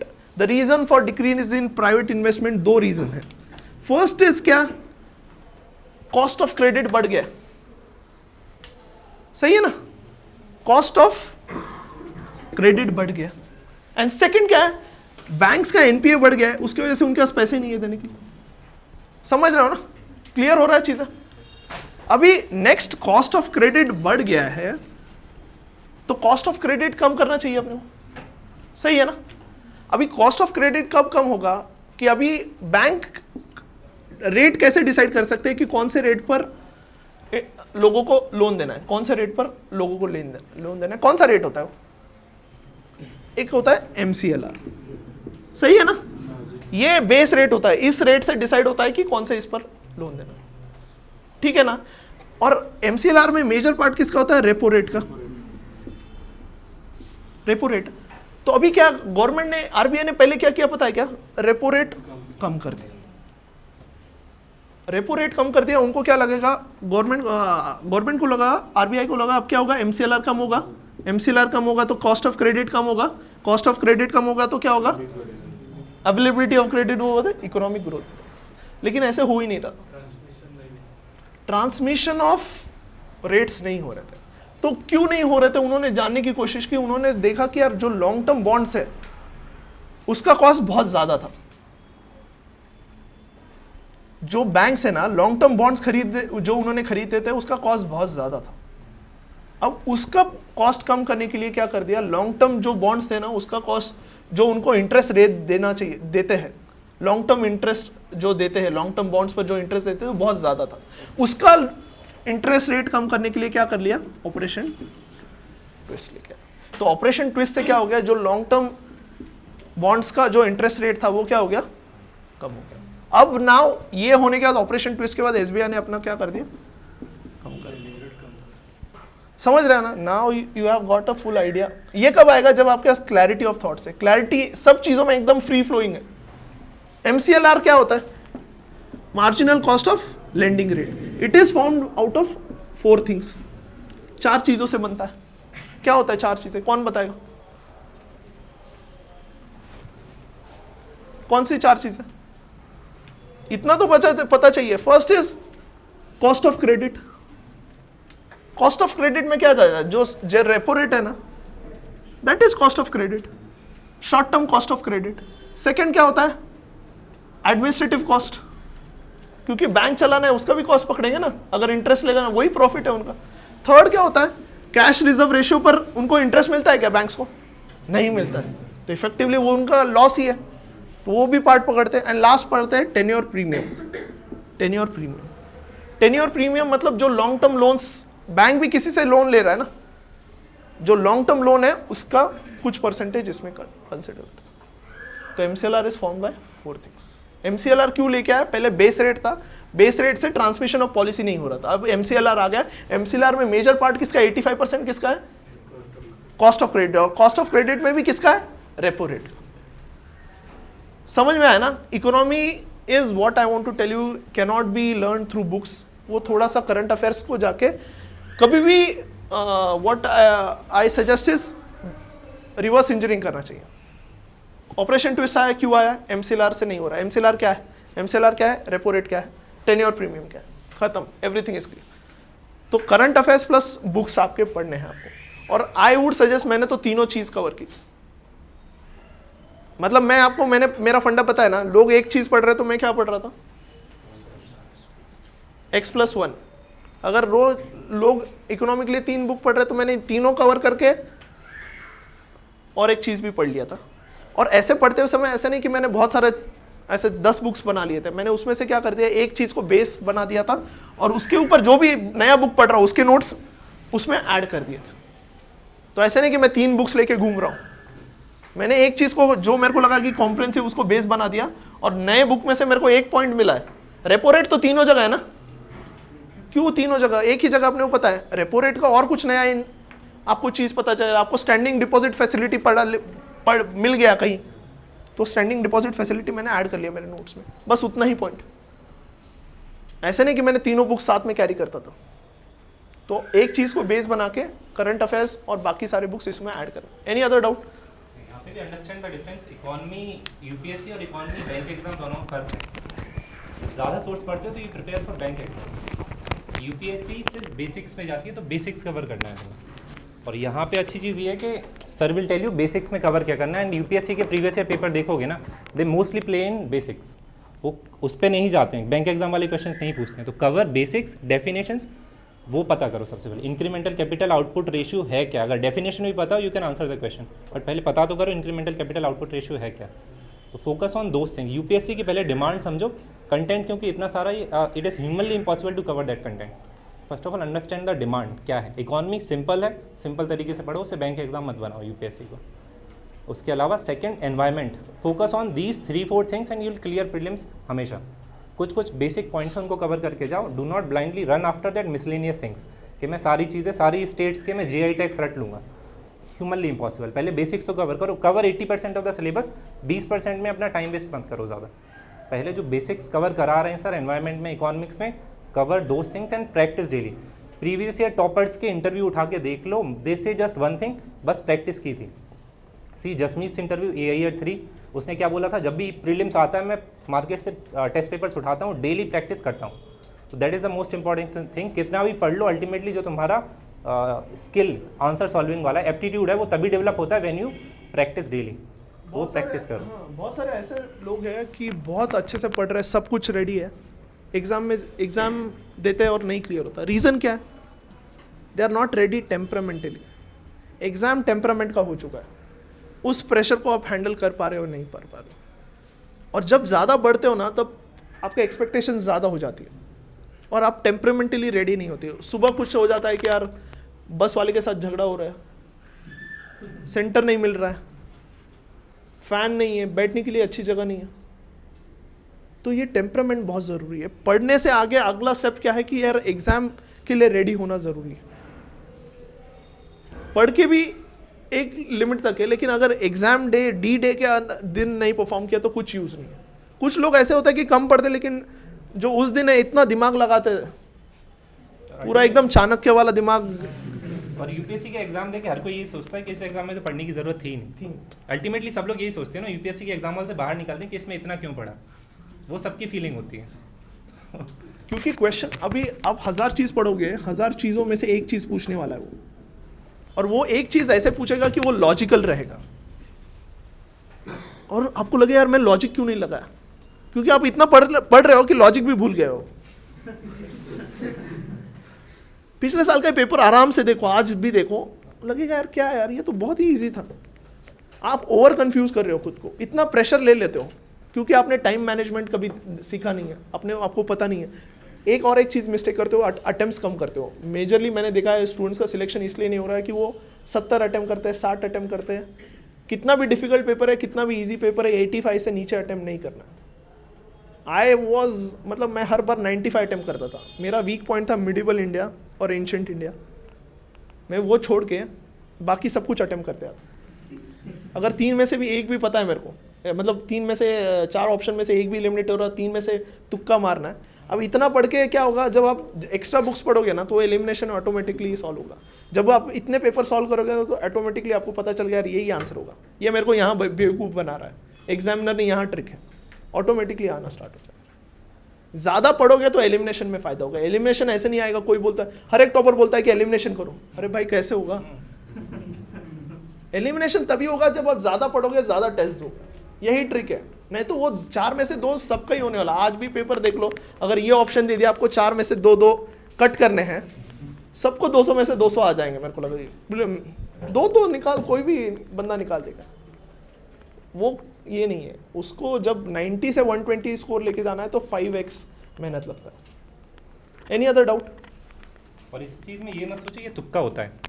Ultimately तुम रिकॉल करते हो वहाँ पे कि अच्छा ये कहीं किसी टेस्ट में ये लगाया था एंड देन यू एलिमिनेट, बाहर आके लगता है तुक्का है, बट कहीं ना कहीं तुम्हारी मेमोरी में वो रहता है। Back of the mind memory. क्योंकि ऐसा नहीं है मैं तुम्हें क्वेश्चन, तुम यूपीएससी का पेपर दे रहे हो ना, आई लास्ट किया क्वेश्चन कोई उसका मैंने पूछ लिया, कोडिंग का क्वेश्चन पूछ लिया, यू कैन नॉट, वहाँ पे तुक्का नहीं लगेगा। वो तुक्का नहीं होता, इट्स अल्टीमेटली योर लॉजिक जो बैक ऑफ द माइंड रहता है and that you develop by solving MCQ on a daily basis कि अच्छा इसमें इस तरीके से अप्रोच हो सकती है। दैट इज़ नॉट तुक्का, दैट इज़ लॉजिक, बट वो हिडन है। वो इतने प्रैक्टिस करके वो तुम यूज टू हो जाते हो उस चीज़ के, and that's why solving daily papers is important उस चीज़ में। Any other doubt? Art and culture यार, मैं यही बोलता हूँ कि ज़्यादा टाइम वेस्ट मत करो यार। मतलब ऑनेस्ट रिव्यू, फाइन आर्ट्स का एनसीईआरटी पढ़ लो, क्योंकि एनसीईआरटी उसमें से क्वेश्चन आ सकता। मैं तो नितिन सिंघानिया के हैंड रिटन नोट्स पढ़ता था, वो बुक भी मत पढ़ना, वेस्ट ऑफ टाइम है। उससे अच्छा एनवायरनमेंट पढ़ लो, पॉलिटी पढ़ लो, इकोनॉमी पढ़ लो। 2 क्वेश्चन आने वाले हैं, एक क्वेश्चन तो ऐसे भी नहीं आएगा, वो पढ़ लो। और एक क्वेश्चन के लिए आप इतना पढ़ते हो कि वो लास्ट में रिविजन भी नहीं करते हो। तो स्मार्ट वर्क है कि एनसीईआरटी एकदम रट लो, नितिन सिंघानिया के हैंड रिटन नोट्स लग लो, उसमें से आया तो लक, नहीं आया तो बाकी के 98 क्वेश्चन है ना। और 3 में से 2 क्वेश्चन तुम्हारी एनसीईआरटी पढ़ के हो जाते हैं, थीम्स इन इंडियन हिस्ट्री। उसके अलावा जो तुम्हारी क्लास 7 to 8 वाली एनसीईआरटी है, उनमें कहीं ना कहीं वो आर्ट एंड कल्चर होता है। और लोग आर्ट एंड कल्चर के पीछे इतना क्यों पढ़े पता नहीं मैं, इतना बड़ा बुक बना दिया है। मतलब अगर किसी को आपको कोई आपका दुश्मन है तो उसको क्या बोले, ये पढ़ ले बोला आर्ट, उसको गिफ्ट देना बर्थडे पर। नितिन सिंघानिया क्या कर दिया, गिफ्ट दे दिया उसको। पक्का नहीं होगा उसका, ये मैं लिख के देता हूँ। दूसरी बुक उसको देना है मिडिवल इंडिया, उसको बोलना यार बहुत सही है, इससे क्वेश्चन। मैं यही बोल रहा हूँ, मिडिवल क्वेश्चन पर 10 क्वेश्चन आया ना तो भी घबराना नहीं है, क्योंकि वो किसी को नहीं आने वाले, हिस्ट्री ऑप्शन को नहीं आने वाले, और उनके तो गलत होते हैं ज़्यादा, बहुत ज़्यादा दिमाग लगाते हो। अगर मैं अभी तक मेरे 6 अटेम्प्ट में मैंने कभी मिडिवल इंडिया का, मेरे को अकबर पहले आता, बाबर पहले आता, मेरे को नहीं पता। मेरे को सिर्फ वो कौन सा मूवी है अपना, जोधा अकबर, उतना ही पता है मेरे को। उससे अब आगे अकबर पता ही नहीं है मेरे को। और एवरी टाइम मेरे को 140 के प्लस है, क्योंकि मेरे को पता था मेरी स्ट्रेंथ क्या है। मेरे को पता है यार, मैं एनवायरनमेंट में मेरे को बहुत मजा आता है पढ़ने में, इंपॉर्टेंट भी है, मेंस के लिए भी इंपॉर्टेंट है। आप प्रीलिम्स पढ़ रहे हो तो मेंस का भी पढ़ो। ग्लोबल हंगर इंडेक्स आया है अभी रिसेंटली, प्रीलिम्स एस्पेक्ट से ये इंपॉर्टेंट है कि यार किसने निकाला, मेंस एस्पेक्ट से यार इंडिया का रैंकिंग घस रहा है। इंट्रोडक्शन हो सकता है क्या इंक्लूसिव ग्रोथ में, माल न्यूट्रिशन में हो सकता है क्या, डेफिनेटली हो सकता है। तो जब प्रीलिम्स पढ़ रहे हो तो मेंस का भी ध्यान रखो। वर्ल्ड हैप्पीनेस इंडेक्स आया, ग्लोबल कॉम्पिटिटिवनेस इंडेक्स है, हर एक मैं जानता हूँ कि प्रीलिम्स का प्रिपरेशन आपका मेंस का इंट्रोडक्शन और कंक्लूजन अभी क्रिएट कर रहा है, डन है। अगर आपने वो फैक्ट्स रट लिए तो आपका इंट्रोडक्शन और कंक्लूजन मेंस का 30% of the syllabus is done. अगर आप लॉजिकली पढ़ोगे तो, लॉजिकली अभी एसर रिपोर्ट आया, आज ही आया ना। एसर रिपोर्ट अभी कौन निकालता है, प्रथम। अभी सब लोगों को इतना ही पता है। आपको उसके आगे 2-3 और रिपोर्ट चाहिए। नेशनल अचीवमेंट सर्वे है, नेशनल अचीवमेंट सर्वे है क्या, वो पता चाहिए आपको। पीसा रिपोर्ट पता चाहिए।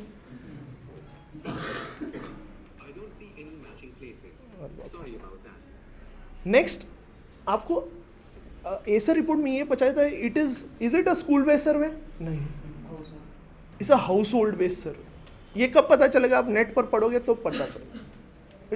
It is a house hold. और एसर का रिपोर्ट जो आया है, उसने बोला है कि फर्स्ट स्टैंडर्ड के स्टूडेंट्स इतने चीज़ें नहीं पढ़ सकते। वो इंट्रोडक्शन हो सकता है क्या ऐसे का, to show the dark side of Indian education system. World human development report आया है क्या, इंडिया का रैंकिंग कितना है अभी recent, 129। On one side we are focusing on ease of doing business, are we focusing on HDI? किसी भी political party के मैनिफेस्टो में है क्या HDI इंप्रूव करेंगे? PM मोदी कहीं सुना है क्या उसका? उनको सिर्फ ईज ऑफ डूइंग बिजनेस। अरे ईज ऑफ डूइंग बिजनेस से क्या होगा? अल्टीमेट एम क्या है? Ease of doing business is a mean to achieve what? HDI. हम क्या मीन में ही फंस गए. मीन्स एंड पता है ना आपको? हम किस में फंस गए? मीन्स में. कोई हर बार कहाँ भी गए तो ease of doing business, ease of, अरे HDI कहाँ जा रहा है? 130 से 129 हुआ है बस. ईज ऑफ डूइंग बिजनेस दो इंप्रूव हुआ है, लेकिन कहाँ इंप्रूव हुआ? तो ये लिख सकते हो क्या इंट्रोडक्शन? ऐसे के इंट्रोडक्शन में लिख सकते हो क्या? इंक्लूसिव ग्रोथ में लिख सकते हो क्या? डेफिनेटली लिख सकते हो. तो ये सारा जो डेटा आप प्रीलिम्स के वक्त यूज़ करोगे, पढ़ोगे, तो उसको मेंस में यूज़ करना है, बहुत इंपॉर्टेंट है. तो यही बोलूँगा कि मिडिवल इंडिया, अगर मुझ पर भरोसा रखते हो, पढ़ना नहीं है. आर्ट एंड कल्चर के लिए थोड़ा ही पढ़ो, एंशंट पढ़ो, लेकिन मिडिवल इंडिया छोड़ो. और एनी अदर क्वेश्चन? 6 से 7 सोर्सेस, उसमें करंट अफेयर्स के सोर्सेस. अभी क्या है कि आप जो भी टॉपिक्स पढ़ रहे हो ना, आपको गूगल पर डालना है वो टॉपिक, उसको गूगल पर डालना है और देखना है कि डाउन टू अर्थ में क्या टॉपिक आया है, मिनिस्ट्री के रिपोर्ट में क्या है, PIB में क्या आया है, हिंदू में क्या है, एक्सप्रेस में क्या है. उसके वेबसाइट पर जाना है, रिपोर्ट्स पढ़ना है. ये जो मैंने पढ़ा ये कोई भी नोट्स में नहीं है, ये खुद का रिसर्च है. तो उसका ही टू टेक दिस फॉरवर्ड मैं बताना चाहता हूँ कि 1 फरवरी से हमारा एनवायरनमेंट मॉड्यूल स्टार्ट होना है, जिसमें हम 10 दिन में जो भी आपका चीज़ है, we are trying to do the hard work for you, and एक कंपाइल्ड वर्जन में हम 10 दिन में पूरा एनवायरनमेंट कवर करने वाले हैं फ्रॉम ऑल द सोर्सेस. क्योंकि आपके पास इतना टाइम नहीं है कि आप स्टैटिक भी पढ़ो, करंट भी पढ़ो, 10 सोर्सेस से भी पढ़ो. हमने क्या कर लिया कि जैसे हमने ये टॉपिक देख लिया, ऐसे सारे टॉपिक से हमने कर लिया, तो दैट इज़ मतलब वो अनाउंस हो गई. लेकिन आपको अगर कोई टॉपिक पढ़ना है तो वो टॉपिक का गूगल पर सर्च करके 4 से 5 सोर्सेस, उसमें भी डेट वाइज देखो कि कौन से ईयर में कौन सा इंपॉर्टेंट. अभी क्लाइमेट रिस्क इंडेक्स आया रिसेंटली, आया है कि नहीं? India is the fourth vulnerable. उसके साथ आपको क्लाइमेट चेंज परफॉर्मेंस इंडेक्स भी पता चाहिए, पता ही चाहिए. तो it's all about down to earth, Indian Express, the Hindu, PIB, MOEF and world के जितने भी IUCN का वेबसाइट देख लो. नेक्स्ट CSAT यार सर बताएंगे. साइंस टेक भी is one of the other issue, I think so sir would deal, he is an expert in science and tech. हाँ IR सी साइंस एंड पहले एक एक करके जाते हैं. CSAT में मैथ्स जो है, ज़्यादातर लोग कहाँ पे फंसते हैं? मैथ्स में. And CSAT is all about strategy. Maths के क्वेश्चन मैं अटैम्प्ट नहीं करता हूँ पहले, क्योंकि मैथ्स अच्छे से आती है, but even I don't attempt maths. क्यों? मैं कैट भी निकाला हुआ है, IIT भी निकाला हुआ है, बट मैं भी बाद में अटैम्प्ट करता हूँ पहले. तो do not go for maths. सिर्फ 15 या 20 मार्क का होते हैं. एनालाइज CSAT पेपर, तुम्हारे जो पैसेजेस हैं, सिलॉगिज्म है, वो सारी चीज़ों में तुम आराम से कट ऑफ क्लियर कर लोगे. 120 140 प्लस आ जाते हैं उन सब में. लीव मैथ्स, उसमें टाइम वेस्ट होता है, तो वो हटाओ. उसके अलावा जो है फोकस ऑन दैट. वो मैं CSAT is all about strategy. यहाँ पे मैं कोर्स भी लॉन्च कर दूँ, 6000 फीस भी रख दूँ, बट वो तुम्हारे लिए वो वेस्ट ऑफ टाइम है. और यूट्यूब पे बहुत सारे अवेलेबल हैं CSAT के, तो छोटे छोटे शॉर्ट ट्रिक्स हैं. Focus on that. उसके अलावा just try to modify your strategy. CSAT के लिए कोचिंग की ज़रूरत नहीं है यहाँ पे. Second thing, science and tech. Science and tech में क्या पढ़ना है? पहले do not go for biology वाला. बायोलॉजी में क्या, कौन सा एसिड कहाँ अटैक कर रहा है, उसका नाम क्या है, रेनिन क्या है, पेप्सिन क्या है, नो नीड फॉर दैट. या स्पाइनल कॉर्ड में कितनी हड्डियाँ हैं मेरी, उन सबका नाम क्या है. बायोलॉजी क्लास 12th वाले पे नहीं जाना है. First of all science and tech ज़्यादातर is about your current affairs. Current affairs, उसमें भी क्या फोकस करना है? स्पेस के जो टर्म्स आते हैं, जेमिनी क्या है, या मेरा स्पेस के जो मेरे नई नई बॉडीज़ आती हैं, सेलेस्टियल बॉडीज़ क्या है, लो अर्थ ऑर्बिट क्या है, हाई अर्थ ऑर्बिट क्या है, पहले उनकी डेफिनेशंस देखो. तो साइंस एंड टेक में पहला सीधा important current affairs. Current affairs के बाद टाइम बचता है, then focus on your NCERT के कुछ स्पेसिफिक चैप्टर्स में भी वो मैं स्पेसिफाई कर दूंगा. केमिस्ट्री के जैसे कुछ चैप्टर्स हैं, तो उनमें बस तुम्हें पता होना चाहिए कि डिफरेंसेस क्या हैं. जैसे ईस्ट मेरा फंगस और ये सारी चीज़ों से भी मेरा अल्कोहल प्रोड्यूस होता है, तो कौन कौन सी चीज़ों से मैं अल्कोहल प्रोड्यूस कर सकता हूँ, उस टाइप की चीज़. वॉशिंग सोडा और बेकिंग पाउडर में डिफरेंस क्या है, हार्ड वाटर के लिए क्या यूज़ करते हो, वॉशिंग सोडा या बेकिंग पाउडर. तो उस टाइप की बेसिक चीज़ें पता होनी चाहिए. उसके अलावा तुम्हें कुछ नहीं करना है. Second important thing science and tech में और क्या करना है तुम्हें? Practice MCQs. मार्केट से जितने MCQs प्रैक्टिस कर सकते हो ना, सीधा MCQs उठाओ एंड प्रैक्टिस देम. और कुछ नहीं करना है साइंस एंड टेक में. Do not go for basics NCERT या उतना बायोलॉजी केमिस्ट्री नहीं पढ़ना है. पहले सीधा उठाओ करंट अफेयर्स और वो पढ़ो. और साइंस एंड टेक में ये कोई लॉजिक नहीं है तुम्हारा उतना, या तो आता है या नहीं आता है, सीधी चीज़ है. तो सीधा जितना आप पढ़ सकते हो साइंस एंड टेक में वो पढ़ो, एंड सबसे ज़्यादा फोकस करो स्पेस के ऊपर। स्पेस की जितनी टर्मिनोलॉजी हैं वो सब, और जब गूगल पे सर्च करते हो ना साइंस एंड टेक, तो उसके आगे लिखो द हिंदू 2019-2020, और साइंस एंड टेक में कौन से ईयर फोकस करना है, नवंबर दिसंबर से लेकर के अभी तक जून तक जितना है सिर्फ वो पढ़ना। लास्ट ईयर वाला इतना इंपॉर्टेंट नहीं होगा, ज़्यादातर तुम्हारे मैक्सिमम 80% क्वेश्चन आते हैं आफ्टर नवंबर, तो सिर्फ उसके बाद फोकस करना साइंस एंड टेक पे। और कौन सा था सवाल? IR में जो प्रीलिम्स में जहाँ तक बात आती है वो तुम्हारे IR में बॉडीज आती हैं, बस IR की बॉडीज। मीटिंग्स कहाँ पे हुई हैं, अगर जैसे हार्ट ऑफ एशिया कॉन्फ्रेंस मेरी कहाँ पे हुई थी, इंडिया इन्वॉल्व है कि नहीं, या IR वाले क्वेश्चन आते हैं वो मैपिंग पे आते हैं। अगर मैं बोलूँ कि international north south transport corridor है, तो international north south transport corridor में कौन कौन सी कंट्रीज इन्वॉल्व हैं, या हार्ट ऑफ एशिया कॉन्फ्रेंस अगर मेरी है, या SCO है मेरा, शंघाई कोऑपरेशन ऑर्गेनाइजेशन, कौन कौन सी मेंबर कंट्रीज हैं वो पता है कि नहीं पता है। बस IR में उससे ज़्यादा और डेप्थ में नहीं जाना है, बस focus on mapping, focus on कौन कौन सी जगह पे इंडिया इन्वॉल्व है। जैसे वो पूछ लेते हैं कि आशियन वाले में इंडिया पार्ट है कि नहीं, तो उस टाइप की। या IR में पूछते हैं कि arrange these countries from north to south, ASEAN की कंट्रीज़ की तुम्हें कैपिटल्स दे देंगे, नॉर्थ टू साउथ अरेंज करना है बस, और कुछ नहीं करना। तो IR में ज़्यादा उसमें मत जाना, सिर्फ focus on terms, Helsinki agreement है किससे एसोसिएटेड, उस टाइप की चीज़ें बस। IR में there's a organization, मैं एग्जांपल दे रहा हूँ, इंडियन ओशन रीजन एसोसिएशन है ना, is Pakistan part of it? तो ये पता चाहिए क्योंकि Pakistan is not part, though Pakistan is a part of Indian Ocean region, it is not part of an organisation. या गल्फ कॉपरेशन काउंसिल, कौन से मेंबर्स हैं, बस। Any other doubt? Any other doubt? जो भी तुम्हें लगता है कि यार प्रीलिम्स में मेरा इस वजह से रुकता है, ये पर्टिकुलर टॉपिक, इस पर्टिकुलर टॉपिक में क्या पढ़ना है कि नहीं पढ़ना है वो टॉपिक, वो चीज़ टेस्ट सीरीज।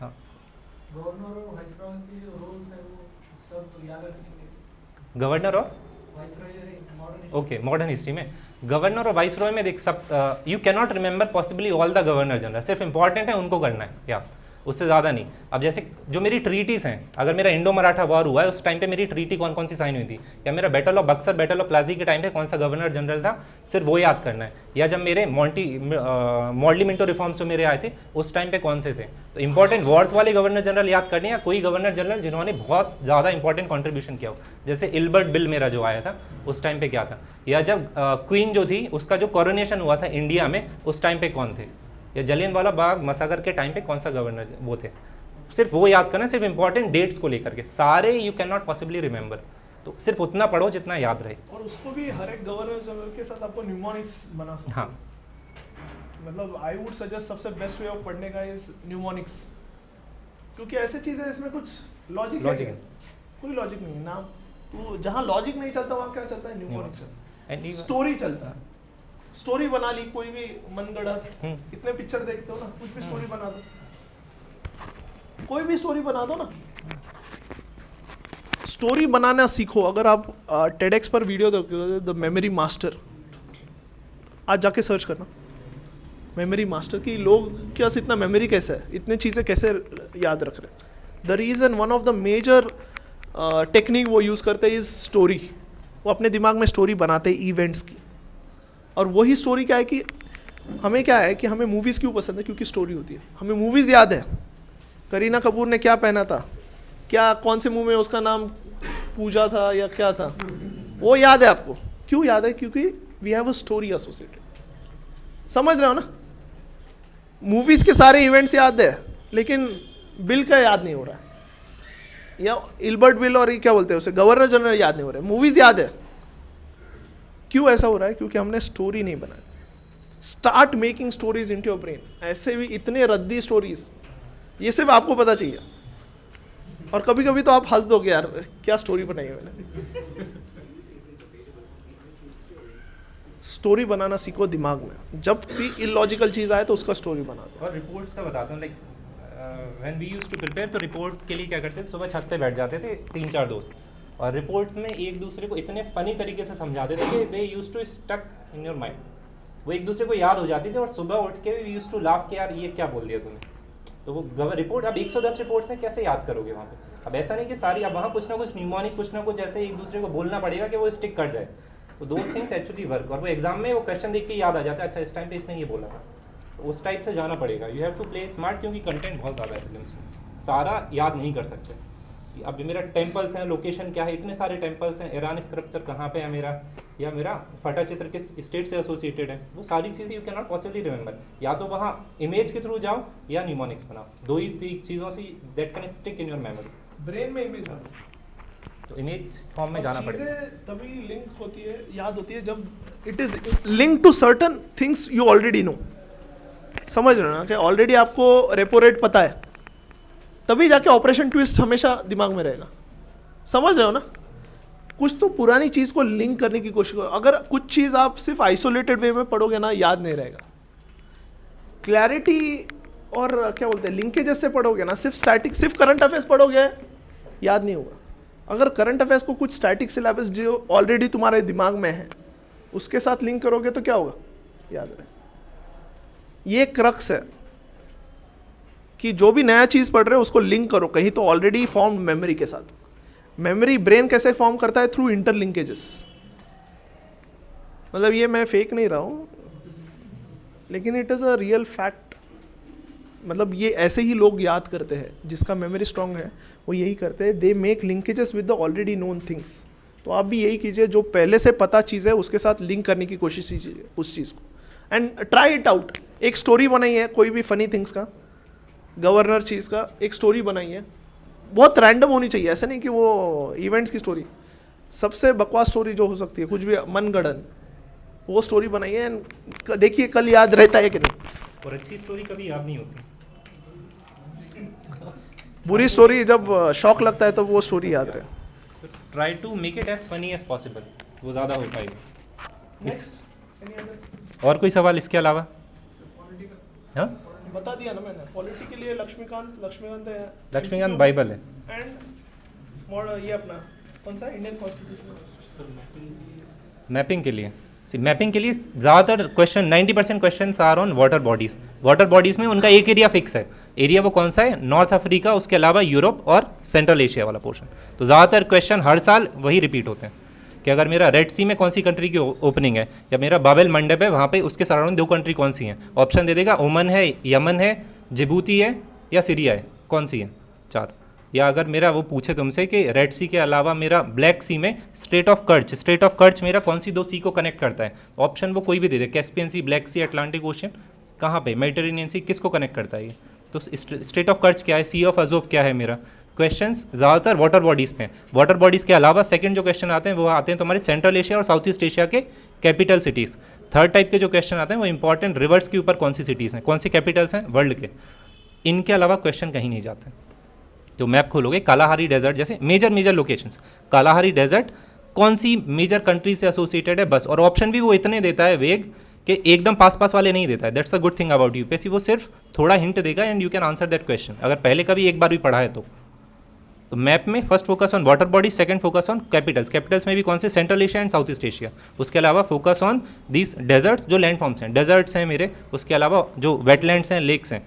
इंडिया पे ज़्यादा फोकस करना, उसमें भी इंडिया में लेक्स कहाँ पे हैं, रिवर का ओरिजिन क्या है, महाबलेश्वर है वहाँ से कौन सी रिवर ओरिजिनेट होती है मेरी. तो मैप लोकेशन में वो चीज़ें करनी है. और उसमें भी एनवायरनमेंट वाला एंगल आ जाता है. अगर तुम्हें लोकेशन पता है नेशनल पार्क की तो you can answer a question कि अच्छा अगर उसने मेरा साउथ इंडिया वाला कोई नेशनल पार्क नॉर्थ में दे दिया कि यहाँ पे कहाँ पे स्नोफॉल होती है, तो ईजिली एलिमिनेट कर दोगे अगर लोकेशन पता हो तो.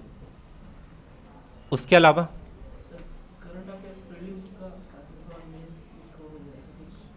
सर पूरा क्लास में सर ने वही बताया है, मेंस में कैसे कि जो प्रीलिम्स जो पढ़ रहे हो वो आपका इंट्रोडक्शन और कंक्लूजन क्या होता है कोई भी मेंस आंसर का, इस स्कीम्स गवर्नमेंट इनिशिएटिव है ना. रिसेंटली अभी government is promoting E vehicles बहुत सारा. कर रहा है कि नहीं, कर रहा है कि नहीं कर रहा है. आपको पता चाहिए ई व्हीकल्स के लिए कौन सा फेम है, national e electric mobility mission है, जीएसटी में सब्सिडीज दे दी है. और मेंस के लिए नोट्स बना लो या उसी में लिख लो. पहली चीज़ वहीं पे आइडेंटिफाई करते जाओ, ओके गवर्नमेंट स्कीम्स हैं, I can use them in conclusion. ये पॉइंट्स को सब्सटेंशिएट करने के लिए अल्टीमेटली तुम्हें फैक्ट चाहिए ना. अगर कोई ऐसे लिख रहे हो, सोसाइटी का आंसर लिख रहे हो कि अच्छा चाइल्ड मैरिज इंडिया में बहुत ज़्यादा है, कोई रिपोर्ट पता है जिससे पता हो कि इतने % of the women are getting married even before they turn 18, या कोई स्टेट को अवार्ड मिलाओ. एमपी में अगर बेटी बचाओ बेटी पढ़ाओ या लाडली लक्ष्मी स्कीम चल रही है, अवार्ड मिला है कि नहीं मिला है. तो वो best areas you can identify and you can use to substantiate your answers. Mains में आंसर उन्हीं लोगों के आते हैं जिनके पॉइंट्स स्पेसिफिक होते हैं, सब्सटेंशिएशन है कि नहीं। जनरल पॉइंट हर कोई लिखेगा, एज तुम्हें कहाँ मिलेगी, जहाँ तुम्हारा आंसर स्पेसिफिक होगा, और वो एज स्पेसिफिकनेस कहाँ पे आएगी, योर प्रीलिम्स प्रिपरेशन। तो प्रीलिम्स प्रिपरेशन में दो रिपोर्ट्स, और ऐसा नहीं सब कर लिया, हर एक टॉपिक से एक एक आइडेंटिफाई, जो तुम्हें याद हो रही है ना उसको आइडेंटिफाई करके रख लिया, अच्छा ये याद है, ये मैं यहाँ यूज़ करूँगा बस, तो वो स्पेसिफिकनेस वहाँ पे आ जाएगी। Anything else? हाँ, किसका? जो we are starting a new test series जो बेस्ड ऑन स्टूडेंट्स डिमांड, क्योंकि हमारे फर्स्ट बैच में 180 स्टूडेंट्स हो गए थे एंड स्टूडेंट्स के डिमांड पर we are starting second batch. उसका टाइमिंग है दोपहर में 3 से 5, 3 से 4 टेस्ट होगा और 4 से 5 आपको डिटेल सोल्यूशन दिया जाएगा, जो कंपलसरी इधर ही बैठ के पढ़ना है, घर पे जाके नहीं पढ़ना है, क्योंकि कोई घर पे जाके नहीं पढ़ता। हम जानते हैं स्टूडेंट्स का mentality, we have been your students. तो 3 से 4 टेस्ट कंपलसरी है और 4 से 5 बैठना एनालिसिस। यहाँ पे विल फोर्स यू टू बैठ के एनालाइज हम करवाएंगे वो चीज़ का। हाँ, एंड सेकेंड है कि बोलते हैं कि यार मार्क्स एनालिसिस रेस किससे है, पहले खुद से है और फिर लोगों से। नंबर पर मत जाओ, मैं यही बोलता हूँ, जिस दिन आपके कम नंबर आएंगे दैट इज द, जिस दिन कम नंबर आएंगे उस दिन ज़्यादा खुशी होगी, जिस दिन ज़्यादा नंबर आया उस दिन वेस्ट है दिन। क्यों? पता है सब कुछ नया नहीं सीखा है। और बिना पढ़े अगर टेस्ट दोगे तो ज़्यादा फायदा है। क्यों? नॉर्मल आपका शेड्यूल चल रहा है, आपने बिना पढ़े भी टेस्ट दे दिया तो नया नॉलेज मिल रहा है, और टेस्ट से जो नॉलेज मिलेगा वो बहुत दिनों तक रहेगा दिमाग में, और फिल्टर आउट बेस्ट कंटेंट मिलेगा, टेम्परामेंट डेवलप होगा। यूपीएससी में 35 क्वेश्चन डायरेक्ट आएंगे, 65 क्वेश्चंस जिसके बारे में पता नहीं है, तो रोज़ ऐसे ही होगा कि यार क्वेश्चंस के बारे में पता नहीं है तो भी सॉल्व करना है। टाइम मैनेजमेंट आपका सही से होगा, टेम्परामेंट बिल्ड होगा, सिली मिस्टेक्स कम होगी। एक पेपर 10 पेपर देने से सिली मिस्टेक्स नहीं होती है, मिनिमम 40 से 50 पेपर दोगे तो पता चलेगा हाँ ये मेरे 10 मिस्टेक्स है, इसको मैं कम करूँगा। और जहाँ गलती होती है वो चीज़ ज़्यादा याद होती है। मुझे खराई कैमल अभी तक याद है, क्योंकि एक टेस्ट सीरीज में सॉल्व किया था, फिर यूपीएससी में आ गया था, तो वो क्वेश्चन जब यूपीएससी हुआ तब भी याद आया, बिकॉज क्योंकि गलती हुई थी वहाँ। We would make you solve 4000 MCQs और उसका सॉल्यूशंस भी देखोगे ना, now you would give an open, आपको आइडिया आएगा। सॉल्यूशंस पर हमने ज़्यादा फोकस किया, we want it to be, उसका कंटेंट पर हम ज़्यादा फोकस कर रहे हैं, हम सिर्फ टेस्ट पर फोकस नहीं कर रहे हैं। उसके बाद जो सोल्यूशन रहेगा, जो 1 घंटा बैठना है, उसमें हमने सिर्फ वो उस क्वेश्चन का एड्रेस नहीं किया, उसके साथ एडिशनल इन्फॉर्मेशन भी दिया थ्रू टारगेट शॉट्स। तो वो एक आपका वो टॉपिक हम ट्राई करें कि कॉम्प्रिहेंसिवली उधर ही खत्म हो जाए थ्रू दैट सोल्यूशंस। तो ये एक है, और एक एनवायरनमेंट का मॉड्यूल और साइंस एंड टेक्नोलॉजी का मॉड्यूल हम लॉन्च करने वाले हैं बेस्ड ऑन स्टूडेंट्स डिमांड, क्योंकि ये ऐसे 2 सब्जेक्ट्स हैं जहाँ करंट अफेयर्स, मल्टीपल सोर्सेस बहुत ज़रूरी है, और ये सबसे ज़्यादा डिसाइडिंग ये 2 चीज़ ही होगी। इकोनॉमी चेंज नहीं हो रहा है, पॉलिटी सेम है, हिस्ट्री सेम है, जोग्राफी सेम है, कहाँ चेंज हो रहा है? Science and technology and environment. तो हम इन 2 चीज़ों पर फरवरी 1 से हमारा एनवायरनमेंट मॉड्यूल है, एंड उसके बाद we are going to have a science and technology module. तो ये 1-2 module, and already we have a current affairs batch, उसमें एडमिशन्स फुल है। अगर we are planning to start, अगर आगे फ्यूचर में एक बैच है, लेकिन फर्स्ट बैच में तो फुल है, उसमें जगह ही नहीं है। तो ये है। Any other doubts?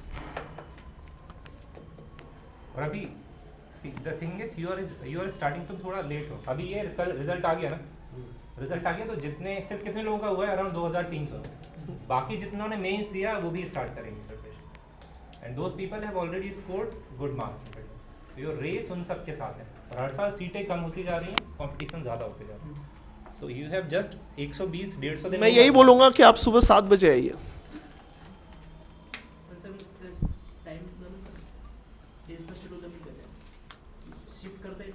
नहीं, मॉर्निंग इसमें जगह ही नहीं है। हमने ये 3 हॉल भर के भी हमने एक हॉल ले लिया है।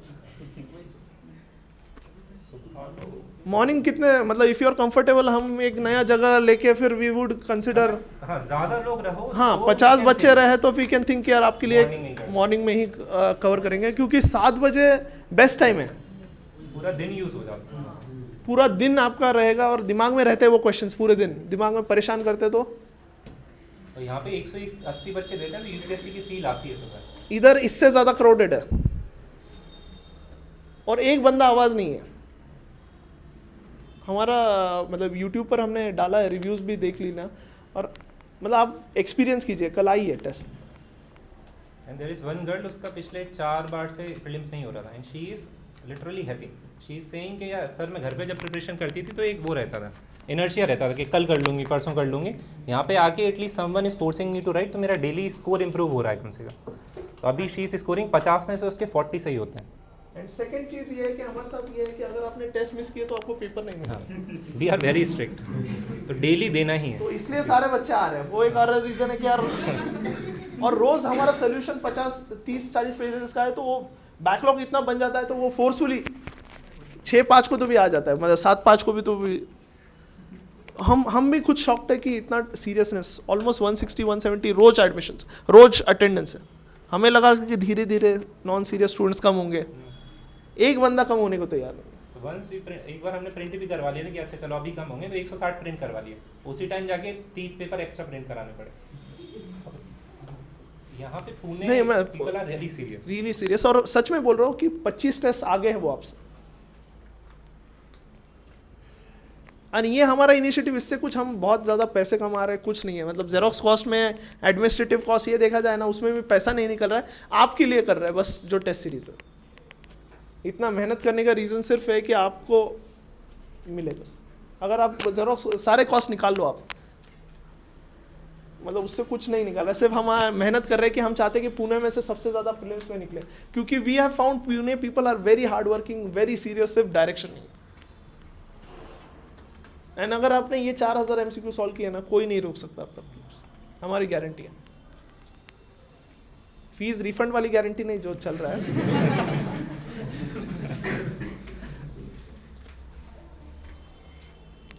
और तुम लोग जब सीरियस होते हैं तो हमें काम करने में ही मजा आता है। Because there is one girl, she shifted from Mumbai से पुणे शिफ्ट कर गई है वो, and that girl is brilliant. अगर मेंस आंसर राइटिंग में तुम लोग जिसमें होगे, तो we use to post her copies. तो she got selected in IIT Kharagpur, but उसने अपना कॉलेज छोड़ दिया आफ्टर 12th। क्यों? क्योंकि उसे IAS की तैयारी करनी थी, and she failed in 3 prelims. IIT Kharagpur छोड़ा, नॉर्मल कॉलेज में गई, पॉलिटिकल साइंस उसने ऑप्शनल लिया। क्यों? क्योंकि IAS देना था, और पहले 3 प्रीलिम्स में फेल। तो she recently shifted from Mumbai and she write brilliant answers. ये वही लोग होते हैं जिनका एक प्रीलिम्स निकलता है and they directly score rank. तो उसके एक बार कॉपीज़ देखना and you will be shocked उस चीज़ में। बट उसका प्रीलिम्स में फ्लॉ आ रहा था एक बार। तो ट्राई टू स्कोर के 125 से ऊपर रहें, तभी मन को शांति मिलेगी आफ्टर प्रीलिम्स। नहीं तो हर रात वो पेपर उठाओगे और फोरम IAS शंकर उनकी कीज से मिलाओगे, आज आंसर चेंज हुआ कि नहीं हुआ, और वो एक वर्चुअल कट ऑफ आ जाएगा। कोई किसी दिन बोलेगा 107 तो डिप्रेस्ड, किसी ने बोला 104 अच्छा क्वालिफाई कर रहा हूँ, पढ़ता हूँ। ना ही टेस्ट सीरीज ज्वाइन करोगे, ना ही ऐसे करोगे जब तक रिजल्ट नहीं आएगा। जब तक रिजल्ट आएगा you are already out of race.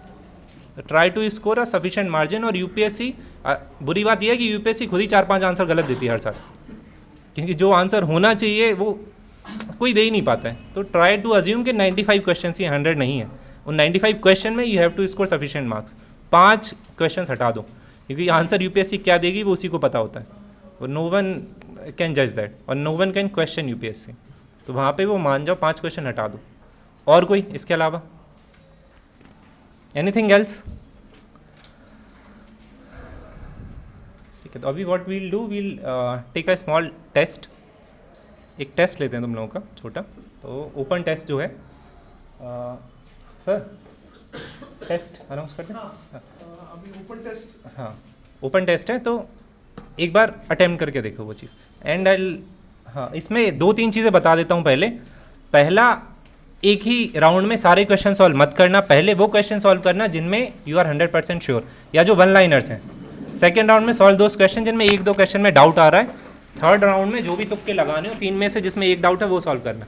Try to adopt this. एक बार ये करके देखना।